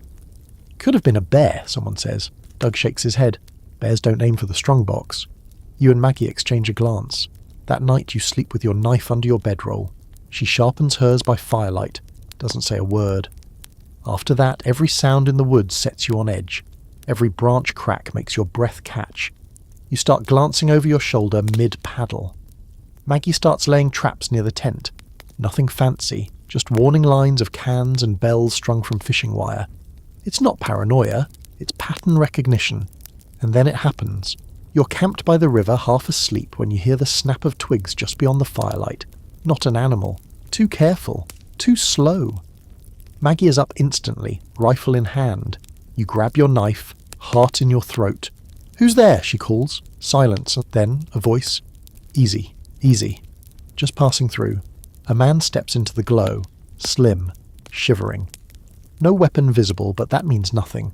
He's got a pack slung over one shoulder and eyes that move too fast, like he's scanning for something to grab. He asks if he can warm up by the fire. You say yes because saying no feels more dangerous. Maggie doesn't lower the rifle. The man sits, accepts a cup of hot water, doesn't drink it. He says he's from Skagway, heading north. Says he lost his boat. Says he just needs a little food and he'll be on his way. But his boots are dry, and his pack looks too full for a man who lost everything. You keep conversation light. Generic. You don't ask about the rifle that's probably hidden under his coat. He doesn't ask about the gold dust you don't have. It's a game of polite lies. He stays 30 minutes, then disappears into the dark. You sit up the rest of the night, every rustle in the trees sounding like footsteps. At dawn, you check your boat. Everything's still there. But Maggie finds fresh tracks leading away from camp, and another set leading in from the opposite direction.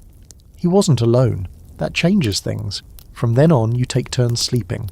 One watches while the other dozes, always with a weapon in hand. You stop lighting fires unless absolutely necessary. You start camping off trail, hiding the boat under pine boughs, brushing away footprints. You become prey that knows it's being hunted, even if the predator hasn't shown its face yet. You meet other travellers who weren't so lucky. A man limping downriver with a busted knee and an empty pack. He says 2 men with scarves over their faces boarded his boat at night. beat him with a paddle, and left him tied to a tree. Took everything: gear, food, maps. He's trying to get back to Skagway, on foot. A few days later you come across another wrecked boat. This one's newer, paint still fresh.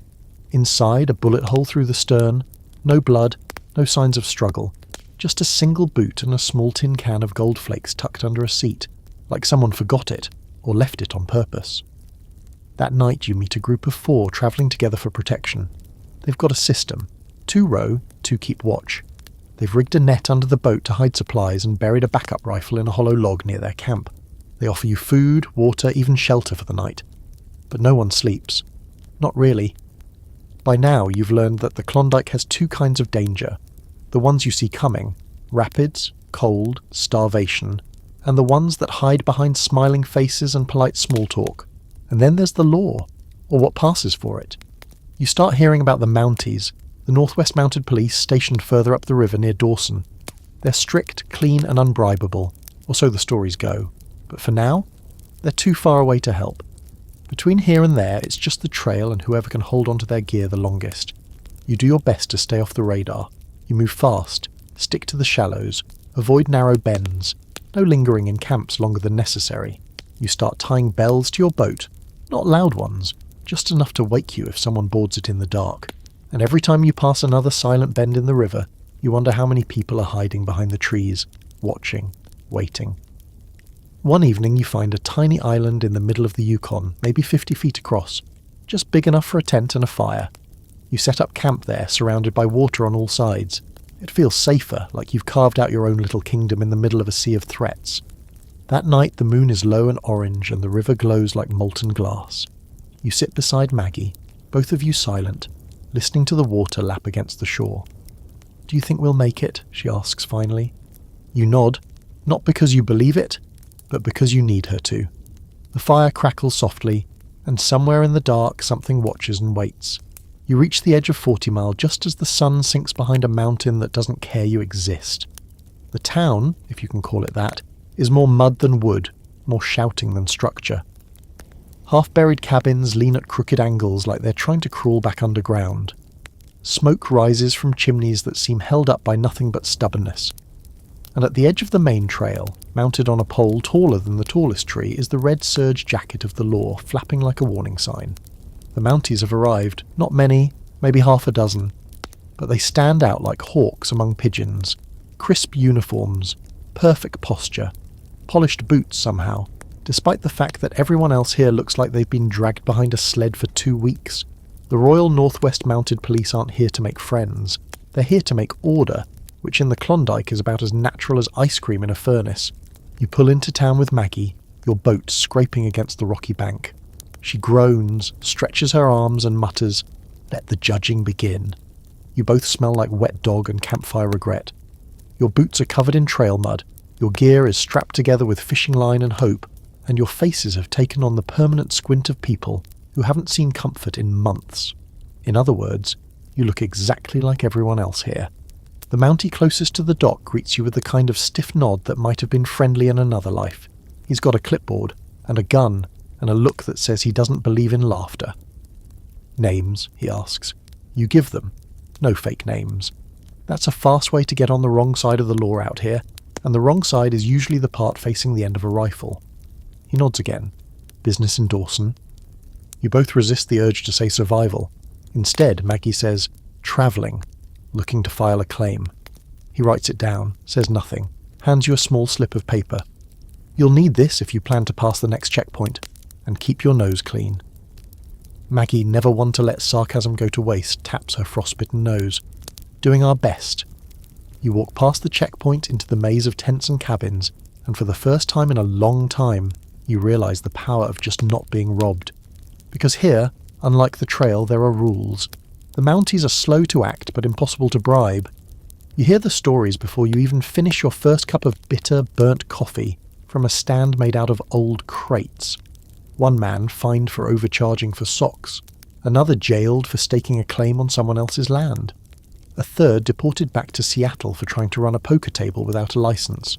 One guy was caught using a corpse to smuggle whiskey, tucked a bottle under the dead man's coat and claimed it was medicinal. They caught him. The corpse got a proper burial. The smuggler got 6 months. It sounds harsh, but after the trail it also sounds fair. You meet a Mountie named Roberts on your second night. He's not tall, not loud, just efficient. You watch him calmly settle a dispute between two prospectors, fighting over a stolen shovel. No shouting, no guns, just a brief investigation and a confiscated shovel. He returns it to its rightful owner and sends the thief packing with a warning and a fine. Not a hanging, not a bullet, a fine. Civilization feels like a strange, distant relative out here, but it exists. Still, the Mounties have their limits. They're outnumbered, underfed, and usually cold. They're not miracle workers. They keep law where they can. Beyond that, it's still the wild. One tells you flat out, if you vanish between here and Dawson, we won't come looking. We can't. Fair enough, but what they do keep is a semblance of justice, and justice on this trail is rare. You start hearing about vigilantes, groups of travellers who, when there's no Mountie around, enforce their own kind of law.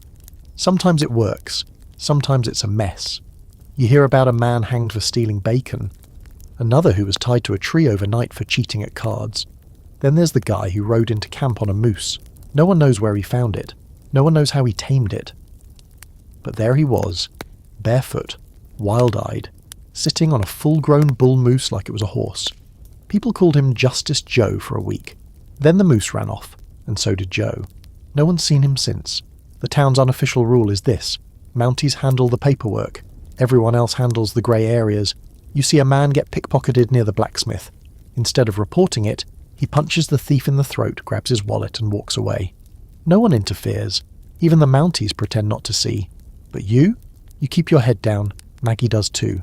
You trade quietly, eat quickly, and sleep lightly. Always with a knife within reach. Order is relative here.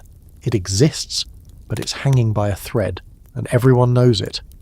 One afternoon, you see Roberts again, this time arresting a man for carrying an unregistered weapon. The man shouts about his rights. Roberts doesn't blink. "You're not in Seattle anymore," he says. "Out here we don't wait for courts. We just try not to bury more bodies than we can count." You start to understand that the law in the Klondike is less about justice and more about control. Just enough structure to keep the whole thing from descending into chaos. And honestly, that's enough. You meet other travellers who love the Mounties, especially the women. They say it's the first time they've felt safe since leaving home. One woman tells you how a Mountie intervened when a drunk prospector cornered her in a saloon tent. Didn't just stop it, arrested him on the spot, no questions. The man was put to work shoveling snow outside the detainment cabin for a week. Still, others grumble. Say the law's too tight. Say it's ruining the freedom of the trail. You know the type. Men who think rules are for other people. They're the loudest in the saloon, the first to cheat at cards and the last to help when someone's boat sinks. You and Maggie keep moving. You spend 2 nights in 40 Mile, trade for supplies, patch the boat, rest your bones. Then you head back to the river. Roberts passes you on the way out. He nods once. "Stay out of trouble," Maggie smiles. "Not likely." And just like that, you're off again. Back into the wilderness, where the law doesn't ride a moose, and no one's watching anymore. Your supplies are running low again, and this time it's not just the usual panic over bacon and tea, it's the medicine. What little you had is gone, doled out to travellers along the way who looked worse off than you. Maggie gave her last bandage to a woman whose fingers were split so deep from frostbite they no longer bent. You traded the final 2 aspirin for a sack of rice that turned out to be mostly gravel and mouse droppings. And now, as you float through another lonely stretch of river wrapped in fog and fatigue, you can feel it creeping in, the real kind of fever. Not gold fever. The burning, body-aching, eye-swelling kind that doesn't just make you think you're going to die, but actually starts the paperwork. At first, it's just dizziness, a kind of weird sway you blame on the river. But the river's calm. Then come the chills, even with 3 layers on. Maggie notices it before you do, watching as you try to make camp and nearly fall into the fire. She doesn't say anything at first, just brings you water, packs your bed tighter, hands you a scarf you swear was already hers. "Don't say it," you mumble through chattering teeth. "I wasn't gonna," she says, voice low. "But just so you know, if you die on me, I'm taking the boat." You almost laugh. Almost. The next day, the fever spikes. It's the kind of sick where even thinking hurts. Your skin is too tight. Your bones feel like they're humming. and your dreams, when you sleep, are full of snow collapsing on top of you in slow motion. You dream of gold, not in pans, but in people's mouths again. The trail keeps recycling its horrors. Maggie keeps you alive, barely. She feeds you mouthfuls of hot water laced with pine bark and berry roots. She wraps you in every spare blanket and builds windbreaks around the tent using driftwood and ice blocks. At night, you wake to find her reading aloud, sometimes from her battered journal, sometimes from a newspaper so old it's yellowed stiff, sometimes from nothing at all. One night you hear her say, "You ever think about how gold looks like sunlight trapped in rock?" You groan something that might be a yes, and she says, "Yeah." Pretty little lie, isn't it? When the fever breaks, it does so suddenly. You wake up in a pool of sweat soaked through every layer, your body shaking but your head clear for the first time in what feels like years. You see Maggie asleep sitting up, one hand still on her knife, like even your body betraying you wasn't enough to make her let her guard down. She wakes with a snort, squints at you and mutters, "You look like death's afterbirth." You try to smile. It hurts. "I'm back," she nods. Barely. The road to recovery is slow. Your legs don't work right for a few days. Your hands shake when you try to hold a cup. You're not weak exactly, but you feel like someone else's body has been loaned to you, someone clumsy, someone hollowed out. And while you were too sick to see it, the weather changed. The snow is lighter now. The trees are greener. There are birds again. Actual birds. Singing. Loud and bold, like they're taunting the misery still caked into your boots. Spring is here, technically, but the fever, yours and everyone else's, still lingers. You see it in the eyes of the people you pass. They're twitchier now, hungrier. Not for food, but for something. The closer you get to Dawson, the more feverish they become. Not sick with infection, but with obsession. Gold fever. It's not a joke anymore. It's not a catchy phrase in headlines. It's real. You can see it in the way men scan the banks, eyes darting from rock to rock. You see it in the way women dig their fingers into the mud, panning for invisible dust with raw nails and trembling hands. There's a man you pass who doesn't even greet you, just points to a hill and says, "They found colour up there." You glance. There's nothing, not even a path. But he runs off toward it like someone told him God lives up there in a gold-plated shack. You stop in a camp where a woman offers to trade you a pouch of premium flakes for Maggie's rifle. You look at the flakes, sparkly, yellow, too light. "Brass shavings," Maggie says flatly. The woman just shrugs. Could have been gold once. The fever doesn't just affect the desperate, it hits the smart ones too. You meet a former school teacher from Chicago, once articulate and thoughtful, now muttering to himself as he stacks stones in perfect rows along the riverbank. He calls them gold magnets, says they align the energy of the river. He hasn't eaten in 3 days. Later, a man offers to pay you to bless his gear. "Just a touch," he says you look lucky. Maggie stares at him for a long moment and says, "You know what lucky looks like out here?" Breathing. He doesn't blink, just keeps holding out his battered hat like a bowl. You want to believe it's just stress, just the pressure, but deep down you wonder if it's something else, something in the air, in the rocks, in the river, like the land itself infects people with want.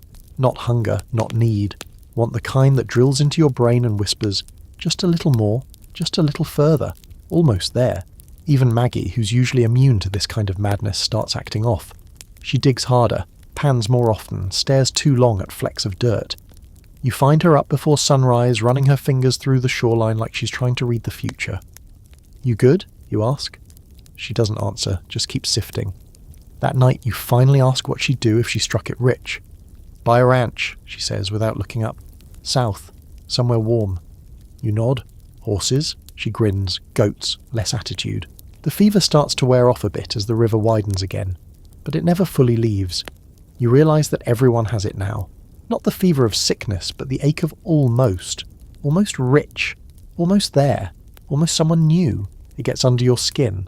In a small village near the confluence of 2 rivers, you hear about a man who ate his boot leather after losing all his food in a capsized canoe. Another drank lamp oil and called it spirit fire. Someone else built a fake gold claim just to lure people in, then robbed them blind with a slingshot and a knife carved from bone. You ask a local if anyone ever finds peace out here. She laughs. Only when they stop looking. By the end of the week, you can stand without shaking, paddle without fainting, think without hearing buzzing in your ears, the fever is gone, your strength is back. But your dream, you're not so sure anymore. The sign says, "Welcome to Skagway," but it might as well read, "Abandon hope, ye who enter here," scrawled in whiskey and broken teeth. You'd passed through once, back at the very beginning, just long enough to be overcharged for a mouldy biscuit and screamed at by a man selling pickaxes shaped like fish. But now you're back, just briefly, because Maggie's rifle misfired and you need parts. And if you're going to find anything resembling a gunsmith, it's here, in the most lawless slice of civilization north of anything resembling good judgment. Skagway's a different beast than the rest of the trail. This isn't tent cities or muddy outposts barely clinging to the idea of order. This is a full-blown boomtown stitched together with greed, sweat, and half a dozen shady building permits. The streets are packed with people who didn't even bother to try the trail. Bankers, barkeeps, gamblers, professional opportunists, gold rush parasites, the whole lot of them. You blend in just fine, and at the centre of it all is the man they call Soapy Smith. You've heard the name whispered like a joke told too close to a grave. Every saloon, every checkpoint, every riverside firing carries some story of this guy. Part conman, part mayor, part myth.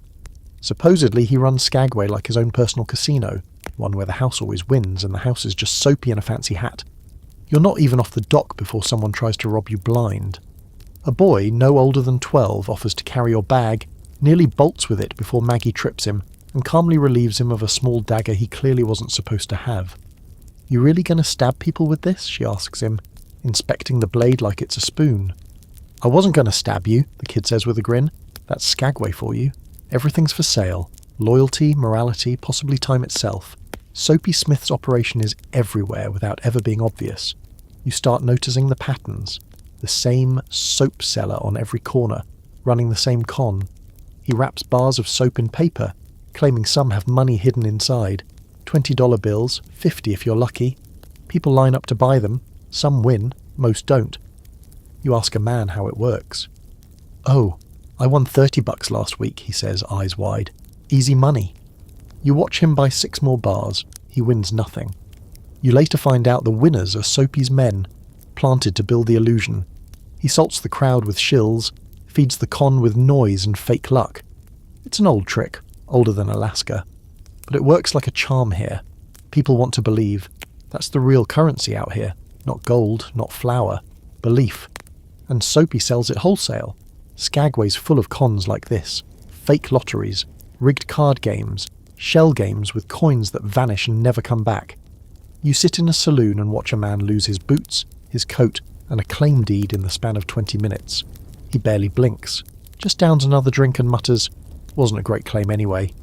You'd pity him if you weren't pretty sure the claim was real and worth $5,000. But Soapy's power doesn't stop at scams. He's got a telegraph office where people pay to send messages back home. Only the wires go nowhere. Literally. They're nailed into the walls and cut off at the roof. One guy says he paid to send news of his strike to his mother in Kansas. That was 4 months ago. No reply. You show him the back of the building. The wires hanging like loose shoelaces in the wind. He doesn't say anything, just stares. The real kicker is that Soapy likes being visible. He walks through town like a king. Fancy coat, bowler hat, a cane that probably hides a blade.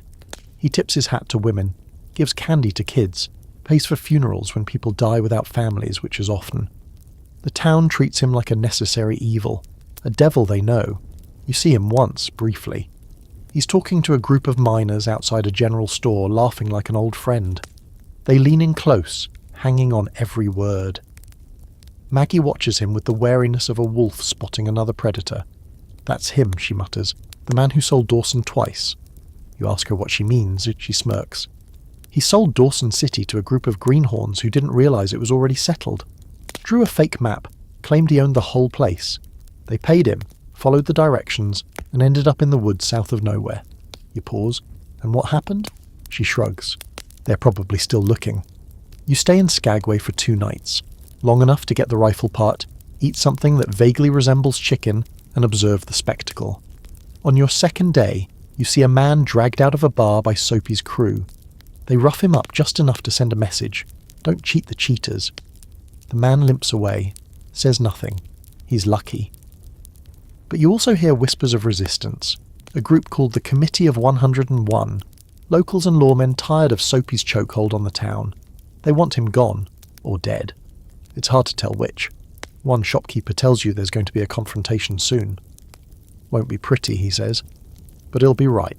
You nod. You've seen what happens when people get desperate enough to fight back, and then, just like that, you leave Skagway again, back onto the river, back into the quiet. The moment your boat slides into the current, the town disappears behind you like a bad dream, but the lesson sticks. Out here, justice doesn't come on horseback. It comes with loaded dice, fake deeds, and a smile that costs more than it's worth. Maggie reloads her rifle, says nothing, and somewhere behind you, in that crooked town built on quick lies and crooked deals, Soapy Smith laughs and counts his winnings. For now, you're on the river again, of course. Where else would you be? The banks are lined with frost-kissed pine, the skies are thick grey wool pressing down, and the current is still pulling you toward whatever's left of Dawson. But tonight, after weeks of mud, murder, moose, and maybe gold, something strange starts whispering its way through the camps, through the trailside conversations and trader gossip. Romance. You nearly choke on your coffee the first time you hear the phrase Klondike wedding. Maggie rolls her eyes so hard you worry she'll throw a vertebra, but sure enough, it's a thing. People are getting married out here, on purpose, and not just shotgun weddings where a man with a rifle and a trembling hand officiates. Real ceremonies, dresses, rings, vows, even cakes when someone's rich enough to afford flour that doesn't smell like mildew and regret. At first, you think it's just another trail rumour, like the violin-playing bear or the dog that predicts gold strikes. But then you see it, a wedding procession, right there along the river, just outside a fishing camp. The bride is wearing what used to be a curtain. The groom's suit jacket has only one sleeve. The officiant is a bearded man with a cracked Bible, a missing toe, and a talent for harmonica. You and Maggie watch from a distance, chewing jerky and trying to decide if this is sweet or horrifying. The couple says their vows, people clap, someone throws dried peas. The whole thing lasts 20 minutes, and is immediately followed by a brawl over who gets the last of the wedding whiskey. But here's the thing, they look happy, and that's a rare currency out here. You start noticing more of them. Couples who met on the trail, bonded over misery and mouldy bacon, and decided that if they could survive 3 snowstorms and a tent fire together, maybe marriage wouldn't be so bad. You meet Eliza and June, a pair of women who teamed up back in Skagway and never split up. They share a sled dog team, a tent, a claim, and a sarcastic streak so sharp it could skin a moose. They got married in a brothel-turned chapel using rings made from melted down spoons. Their wedding cake was a stack of bannock drizzled with pine syrup. "We know it's crazy," Eliza says, sipping from a chipped mug. "But everything out here is crazy. Might as well do it with someone who doesn't snore." Then there's Dwight and Maud. He's a soft-spoken accountant from Pittsburgh with a nose that constantly leaks. She's a trapper's daughter with 2 rifles, 1 eye, and a laugh that sounds like thunder. They met during a sled crash. She saved him from freezing. He proposed the next morning, says he figured it was downhill from there anyway. You and Maggie start playing a game. Spot the trail couples. It's usually easy. Shared flasks, 1 bedroll. The quiet, efficient teamwork of people who figured out how to carry 100 pounds of flour and still argue about soup without breaking up. Some couples move like they've been married for years, others like they just agreed not to kill each other today. Of course, not all trail romances are warm and fuzzy. You see a woman chasing a man down the shoreline with a skillet, yelling something about lies and stolen maps. Another couple spends a full hour shouting in front of a campfire over whether beans should be soaked overnight, or eaten like God intended, in pain. That one ends with a thrown boot and a broken panhandle. But the weirdest part is, for every fight there's a new proposal. You meet a Mountie who moonlights as a wedding officiant, says he's married over 60 couples since the rush started. Some stick, some don't. "One pair filed for annulment before I even finished the paperwork," he says. "Claimed irreconcilable differences over stew thickness." You ask him what the secret is, why people are doing this out here, in the mud and blood and snow. He shrugs. Same reason they're looking for gold. Hope. Maggie snorts. Hope gets people killed. The Mountie grins. So does whiskey. But here we are. Of course, some people are coming out here just to get married. Not for love, for business. You start hearing about mail-order brides, women paid, promised or persuaded to travel north and marry men who've already staked their claims and now need someone to keep them company, cook, and, let's be honest, keep them sane.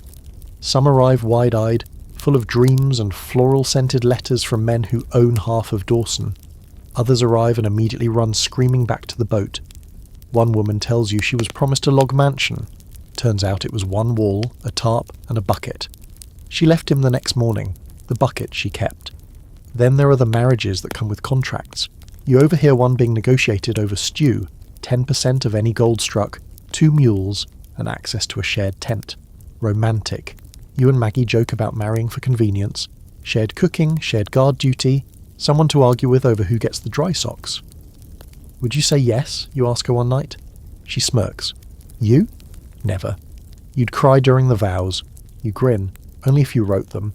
There's something about all of it that shouldn't make sense, but somehow does. Maybe it's the isolation. Maybe it's the shared trauma. Maybe it's just easier to face the madness with someone beside you. Even you start to feel it, that flicker of longing, not just for love, but for something that makes the trail mean something. If you're going to risk your life for a shot at gold, it helps to have someone to share the story with, or someone to bury you properly. One night, at a larger camp, you stumble into an actual dance. A local with a fiddle plays too fast, and half the dancers are off rhythm, but no one cares. There's whiskey and laughter, and a woman in a wedding dress made from tent canvas and lace stolen off a brothel curtain. Her husband's wearing boots 2 sizes too big and a ring carved from caribou antler. They dance like they have nothing left to lose. You and Maggie join them. You don't know the steps, you don't know the song. But for the first time in weeks you forget that your boots are wet and your socks have holes, and you've been living off beans and regret for a month. You just move and laugh and let the gold wait for once. The gold's closer now, you can feel it. Not because you've seen any, mind you, but because everyone around you is acting even more completely, unmistakably unhinged than usual. And that's saying something for a place where a man once tried to trade his boots for a jar of pickles and a piece of string. The air is different too. Thinner. Hungrier. You're floating down a stretch of river that should be beautiful. Crystal clear water, birds overhead, mountains in the distance. But no one's looking at the view anymore. They're staring at the ground, the gravel, the shimmer of mica that looks almost like gold if you squint and have a good imagination and no shame. Maggie's been quieter lately. Not her usual sarcastic quiet, dangerous quiet. The kind where you can hear her mind working too hard. She pans now every time you stop, even if it's just for a break to stretch your legs. She says she's just checking, but you know better. The real gold rush didn't start in the rivers.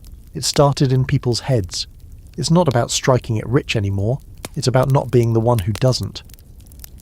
The dream of Dawson is more than a destination now. It's a fever dream everyone's convinced they're about to wake up into. Rich, famous, important. Even you feel it some nights. That whisper, that what if. What if your claim is the one that changes everything? What if the trail, the blood, the hunger, the blisters, they weren't a mistake, but a sacrifice? You pass a man digging a trench with his hands, no pan, no shovel, just cracked bleeding fingers and a wide-eyed stare. You ask what he's found. He doesn't answer, just digs faster. You pass another camp where a man's standing on a rock shouting. He's holding a gold nugget the size of a walnut and yelling to no one in particular, "I knew it! I knew it! Who's laughing now, huh? No one's laughing. No one even looks up. They're too busy digging their own holes." Not long after, you hear someone mutter, "Probably pyrite. Fool's gold." It's everywhere now, this glittering little prank the earth plays on people desperate to believe. And it works. It always works. You can't help it. You pick up a piece, hold it in the light, turn it over. It sparkles. You know it's worthless. But still, what if? Maggie's been carrying a small pouch of flakes she won't talk about. You've seen it. She tucks it deep in her pack, checks it constantly. You haven't asked about it because you're afraid of the answer. And you're not immune either. You're starting to dream about it. You picture yourself back home with gold stitched into your coat lining, ordering tea and steak with a smirk. The fantasy plays like a broken record in your mind. A reward. A purpose.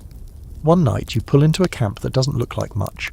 Just a cluster of tents and a collapsed lean-to. But the people there are different. They've struck something. You can see it in the way they guard their fires, their packs, their shovels. They don't talk, they glare. One of them has a shotgun laid across his lap while he eats.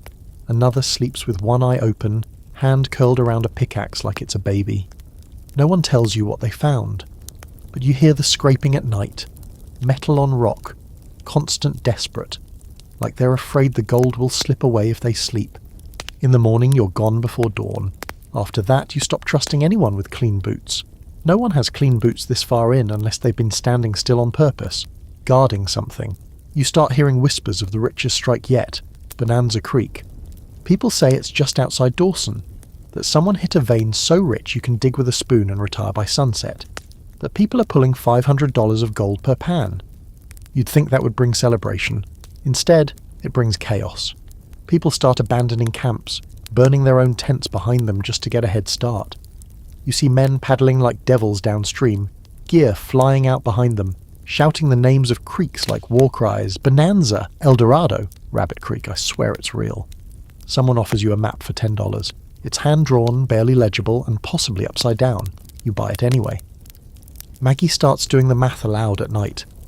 If it's $500 a pan, and we do 20 pans a day, you don't stop her, but the numbers get more frantic every night. Eventually you arrive at the outskirts of what passes for Dawson. You expected gold-covered streets and triumphant brass bands. What you get is mud. So much mud. And tents. Hundreds of them. Sprawled across hillsides, jammed between trees rising out of the earth like weeds. Smoke everywhere. Yelling. Laughter. Gunshots in the distance that no one reacts to. The river's choked with canoes, rafts, boats made from barrels.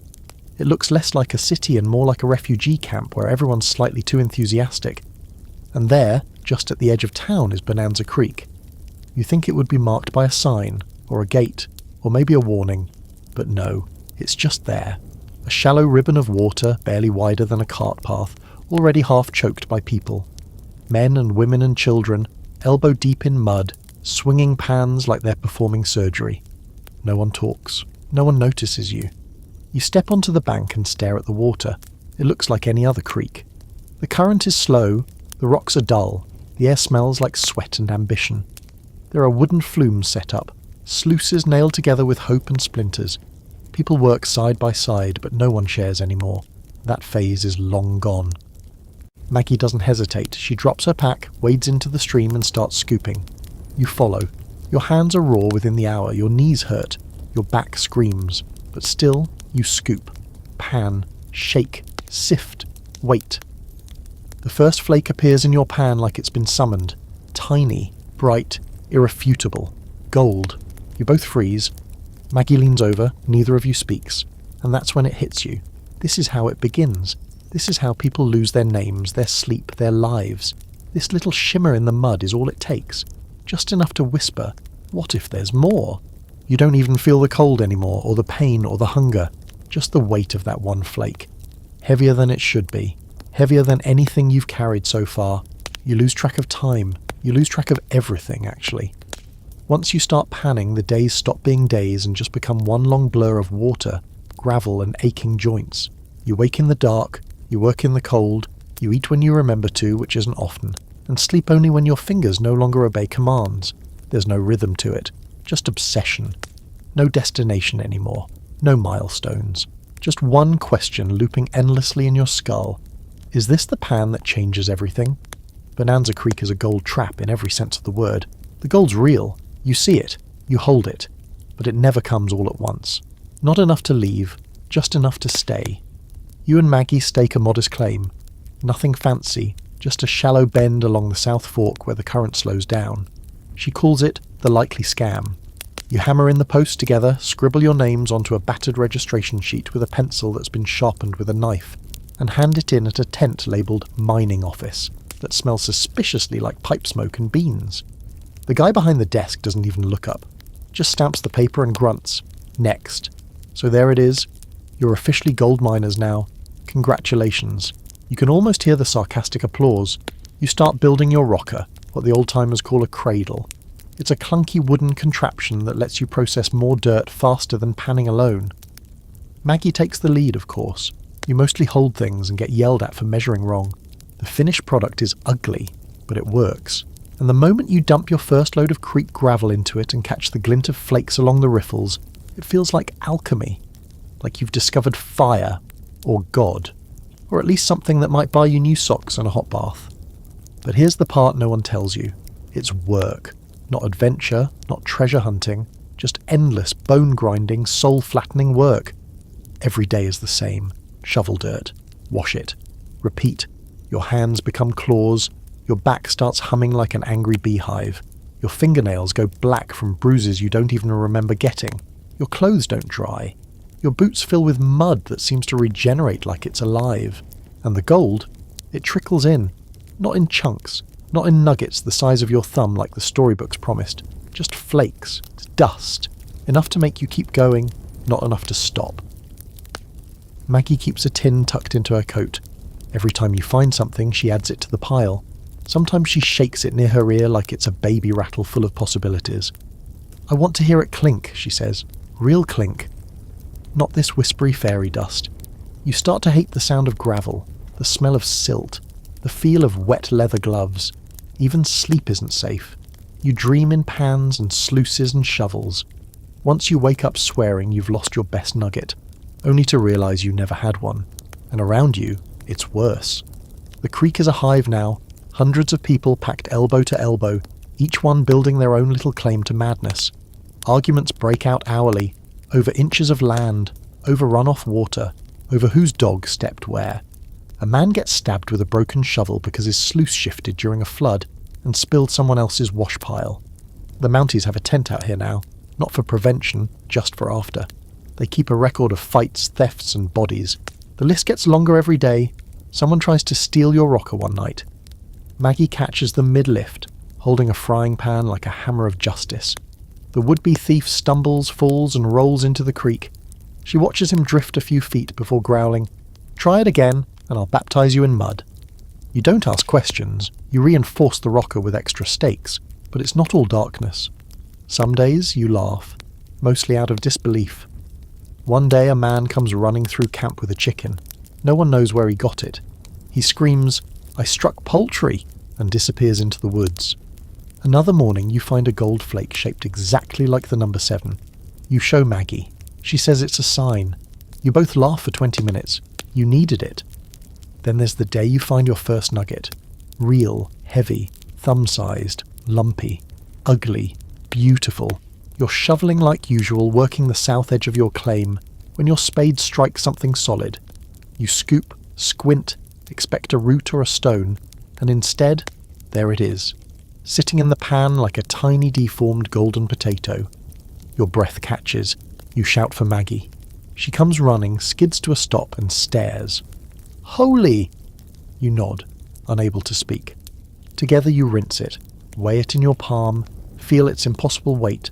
2 ounces at least. You don't jump, you don't scream, you just sit, together, silent, holding the thing that's been at the centre of this entire mess.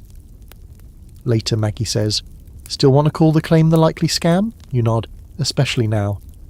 That night you both sit by the fire staring at the nugget. It's not huge, it won't buy you a mansion, but it's real. Not a promise, not a rumour, not a what if. Real. You talk about what you'll do if more come. She wants land, goats, a hot bath once a week. You say you want a bakery, nothing fancy, just warm bread and no one trying to kill you for a slice. She smirks. You bake? No, but I believe in delegation. You sleep better that night than you have in weeks, but the next morning you wake up and it's already gone. Not the nugget, still tucked in its tin, but the feeling, the moment. Because now you need another one, just one more, and you know where that road goes. Still, you pick up the shovel, you dig, because now you know it's down there. It happens during the night. The creek rises, not a little, not a splash over the boots, a full, frothing, roaring wall of meltwater fed by some distant storm you never saw coming. You wake to the sound of rushing water that's too loud, too close. Maggie's already up, barefoot, yanking supplies out of the tent with one arm and dragging your rocker cradle with the other. "Get up," she shouts over the noise. "We're about to be baptized." You stumble out into chaos. The creek's no longer a polite trickle. It's become a grey-brown beast, swallowing up pans, stakes, and whatever poor souls didn't tie things down. You see a miner's tent collapse like a paper bag. Someone's gear, tent, boots, pots, floats past like offerings to some very unimpressed river god. You and Maggie haul everything up the bank high onto the rocky ridge behind your claim, panting, soaked, and already mourning what's probably been washed away. It all happens in less than 10 minutes. The flood takes your sluice box, your shovel, and about half of your dreams. You find the rocker lodged in a tree the next morning, covered in moss and creek slime, legs broken like a drunk moose tried to dance on it. Maggie retrieves it with the same reverence you might give to a fallen comrade. She pats the top of it and mutters, "You did your best, buddy." You spend the next 3 days cleaning up. Everything is wet. Not damp, wet. The kind of wet that soaks into your bones and makes you feel like a cold sponge pretending to be human. Your food is soggy. Your socks are developing personalities. Your blanket smells like the inside of a drowned beaver. But you're alive, and so is your gold tin. Maggie found it wedged under a tree root, half buried, the lid slightly askew but intact. She opened it, checked its contents, and promptly burst into what you'll politely call emotional swearing. So you do what survivors do. You rebuild. With what exactly? Whatever's left. The new sluice box is made from driftwood and sheer arrogance. Your new shovel is technically a frying pan attached to a broken broomstick. You start calling it the diggin' skillet, and honestly, it works about as well as your last shovel, which says more about the shovel industry than you care to unpack right now. And you're not the only ones. The whole creek looks like a war zone. Tents flattened, flumes collapsed, people stumbling around in mud up to their thighs, eyes blank, searching for gear, dignity, or maybe just a dry pair of socks. One guy swears he saw his trousers float past with a fish in one leg. Another claims the river took his gold pouch and left him a frog in return. But even in disaster, there's gold. The flood churned the creek bed, unearthed new pockets, changed the current. And suddenly, people are finding colour in places that had been dry and dead for weeks. It's as if the river was saying, "Fine, here's your shiny dirt, now quit whining." You and Maggie, ever the opportunist, start working a new edge near a fallen pine. First pan, flakes. Second, more flakes. Third, a flake and a nugget so small you nearly missed it, but still, it counts. Word spreads fast, as it always does. Soon there are strangers encroaching again, sidling up too close to your claim, asking casual questions with greedy eyes. Maggie answers them by planting a new stake labelled "Private Claim, Trespassers Will Be Cursed." You don't ask what she meant by cursed, and neither do they. One night, a stranger lingers near your fire. Says he's from Nome, which is either impressive or completely irrelevant depending on who you ask. He spins a tale about a creek upriver where the water glows with gold and where nuggets the size of eggs lie just beneath the gravel. Maggie raises an eyebrow. You suppress a laugh.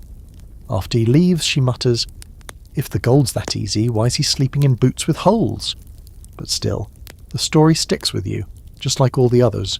This place, Dawson, Bonanza, the Klondike itself, it's not just dirt and water, it's story-soaked. Everything smells like desperation and belief. Everyone has a legend. Someone who struck it rich, someone who vanished in the night, someone who hit a vein so pure they could afford hot baths and silk underwear until the day they died in a poker fight over biscuits. You meet a woman who says she once found a nugget shaped exactly like Queen Victoria's face. Another claims to have found a gold tooth in a salmon. A third tells you her uncle sneezed out a flake after mining too long without a mask.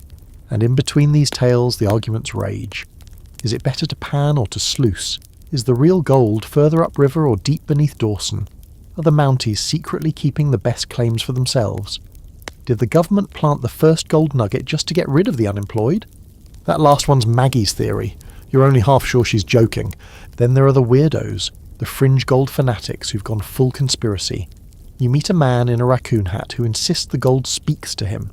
Another woman refuses to touch metal tools, claiming they disrupt the gold spirits.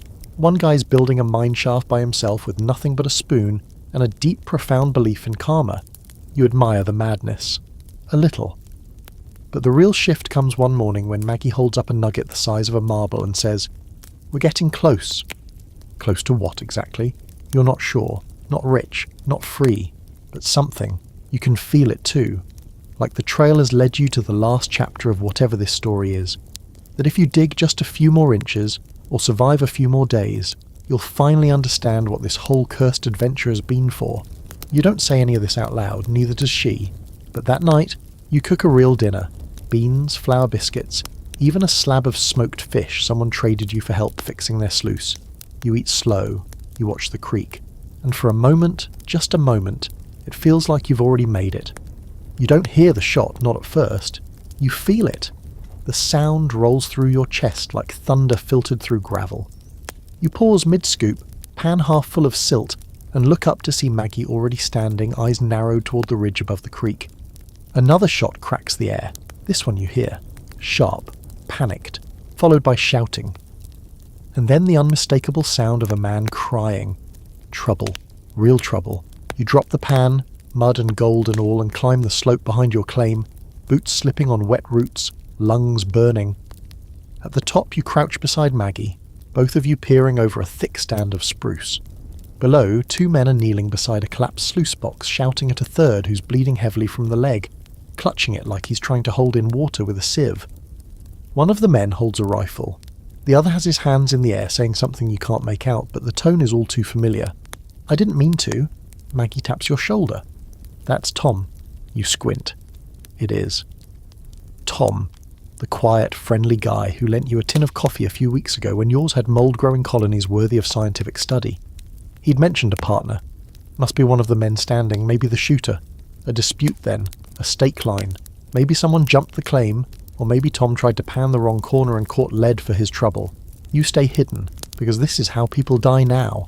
Not from cold or starvation, but from gold, from inches of dirt and ego. After a long moment, the shooter lowers his rifle. The partner pulls a bandage from his coat and starts wrapping Tom's leg. You exhale. Crisis. Temporarily paused. But the message is clear. It's getting dangerous now. You head back to camp and find everything still where you left it, but suddenly the fire feels colder. The tent feels flimsier, and your back itches with the awareness that someone might be watching from the trees waiting to claim what's yours if you make one mistake. That night you and Maggie dig a cache pit beneath your tent. You line it with stones, wrap the gold tin in canvas and bury it deep. It won't stop a determined thief, but it might slow them down. Long enough to wake, long enough to fight back. She sharpens her knife that night with silent, methodical strokes. You check your own blade, then your hatchet. Then you both lie in your separate bedrolls, not sleeping.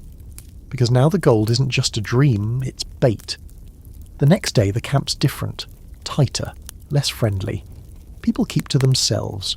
No one shares tools anymore. No one trades coffee or news or weather updates. It's not a community now. It's a battlefield. You hear about a fistfight over a single bucket of gravel, about a man who salted his neighbour's pan with brass filings to make him abandon a rich site, about 2 brothers who staked opposite sides of a tributary and now haven't spoken in weeks, except to shout insults and threats over the water. The gold is doing what hunger, snow and wilderness never could, turning people into wolves.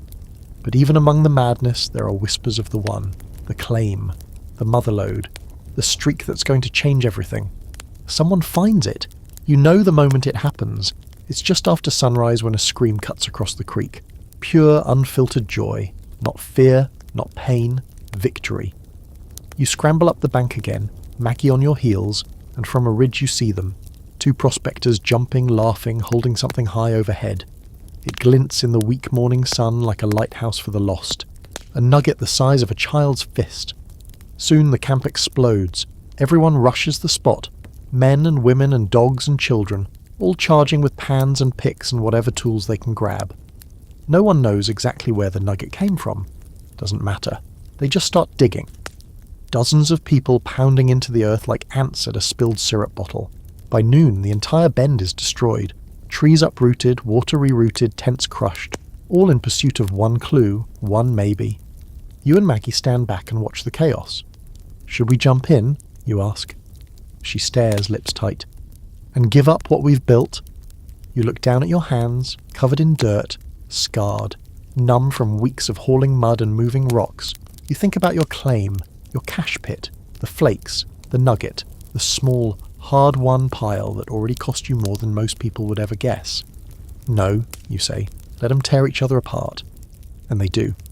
That night, there are 3 fights, 1 broken jaw, a tent set on fire by accident, or maybe not, and someone screams that his gold pouch was stolen. The Mounties arrive the next day and take statements no one believes. They confiscate a rifle, arrest a man for punching a Mountie horse, and declare the entire bank a disputed territory, whatever that means. You go back to your claim, you dig, but everything's different now. The work hasn't changed, but you have. The rush is gone. The hope is still there, buried deep but dulled. You dig because it's what you do now, because it's what the trail turned you into. Sometimes Maggie hums while she works.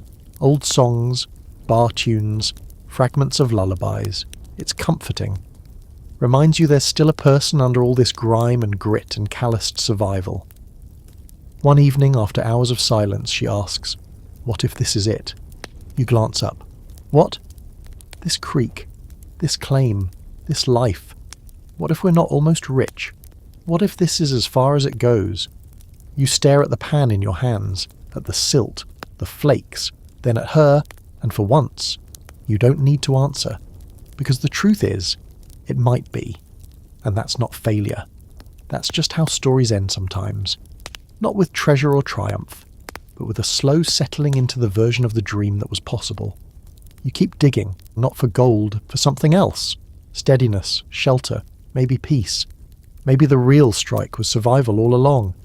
The end doesn't come the way you thought it would. There's no grand announcement, no final nugget the size of your fist, no glowing letter from a distant bank saying, "Congratulations, you're rich." Instead, it comes slowly. So slowly you almost miss it. It's in the way your boots don't squelch when you step into camp because you finally reinforce the paths with logs. It's in the way Maggie no longer checks the gold tin obsessively, but instead lines it up next to the fire, letting the warmth dry it like it's just another piece of gear. And it's in the way you wake up one morning and realise you don't feel the need to pan first thing. You've reached a point where the gold, real, honest flakes of it, doesn't mean what it used to. It's still valuable, still heavy in the palm, but now it's more like a paycheck, a trade, a reason to stay alive maybe. Not a fantasy anymore, and definitely not a reason to lose your mind. Maggie calls it hitting bottom in a good way. You sit by the fire one evening, both of you covered in soot and stories, and she says, "You know, I thought we'd be different when this ended." "Richer?" you ask. She snorts. "Taller, less smelly." You both laugh, the kind of quiet laughter that bubbles up when you're too tired to fake anything else. The truth is, you are different, but not in the ways people back home would recognise. The gold hasn't turned you into legends, but it has turned you into survivors. The claim is producing, not spectacularly, but steadily. A few flakes a day, the occasional nugget the size of a pea, enough to feed you, keep your gear in order, trade for warm clothes and soap and the luxury of dry socks. You're not rich, but you're stable, which out here is practically mythical. The camp around you is quieter now. Winter's not quite back, but it's making threats. The days are shorter. The sun doesn't rise so much as peer over the mountains and then retreat, unimpressed. A few tents disappear every day, folks heading south or east or just away. Some leave with heavy pouches and heavier regrets. Others leave with nothing but the clothes they came in wearing, muttering about curses and bad luck and promises broken by rivers. The Mounties, still around, start taking inventory of who's left. They ask if you plan to stay through winter. Maggie says yes before they finish the question. You don't argue. The truth is the thought of leaving feels wrong. Not yet. Not when you've finally figured it out. How to live out here. How to stay warm. How to stay you. You've already been through the worst. The trail. The river. The hunger. The fever. The pirates. Soapy. The flood. The madness. And still, here you are. One night around a shared campfire someone asks, was it worth it? It's not a new question. People throw it around like a stone they don't want to keep. A man with frostbitten ears says no. A woman with a claim near Rabbit Creek says yes. A third man says, "Ask me again when I've spent it." But Maggie just looks at you, smirks, and says, "Still not dead." So that's a start, and you've made friends. Not many, but a few. There's Eliza and June. They're still out here, still digging, still together. They stop by your claim sometimes and trade stories, advice, and the occasional cup of real coffee. You've started to think of them as neighbours, in a weird frontier sense. You've even seen Dwight and Maud again. He lost another tooth, and she's built a windproof outhouse that's the envy of the valley.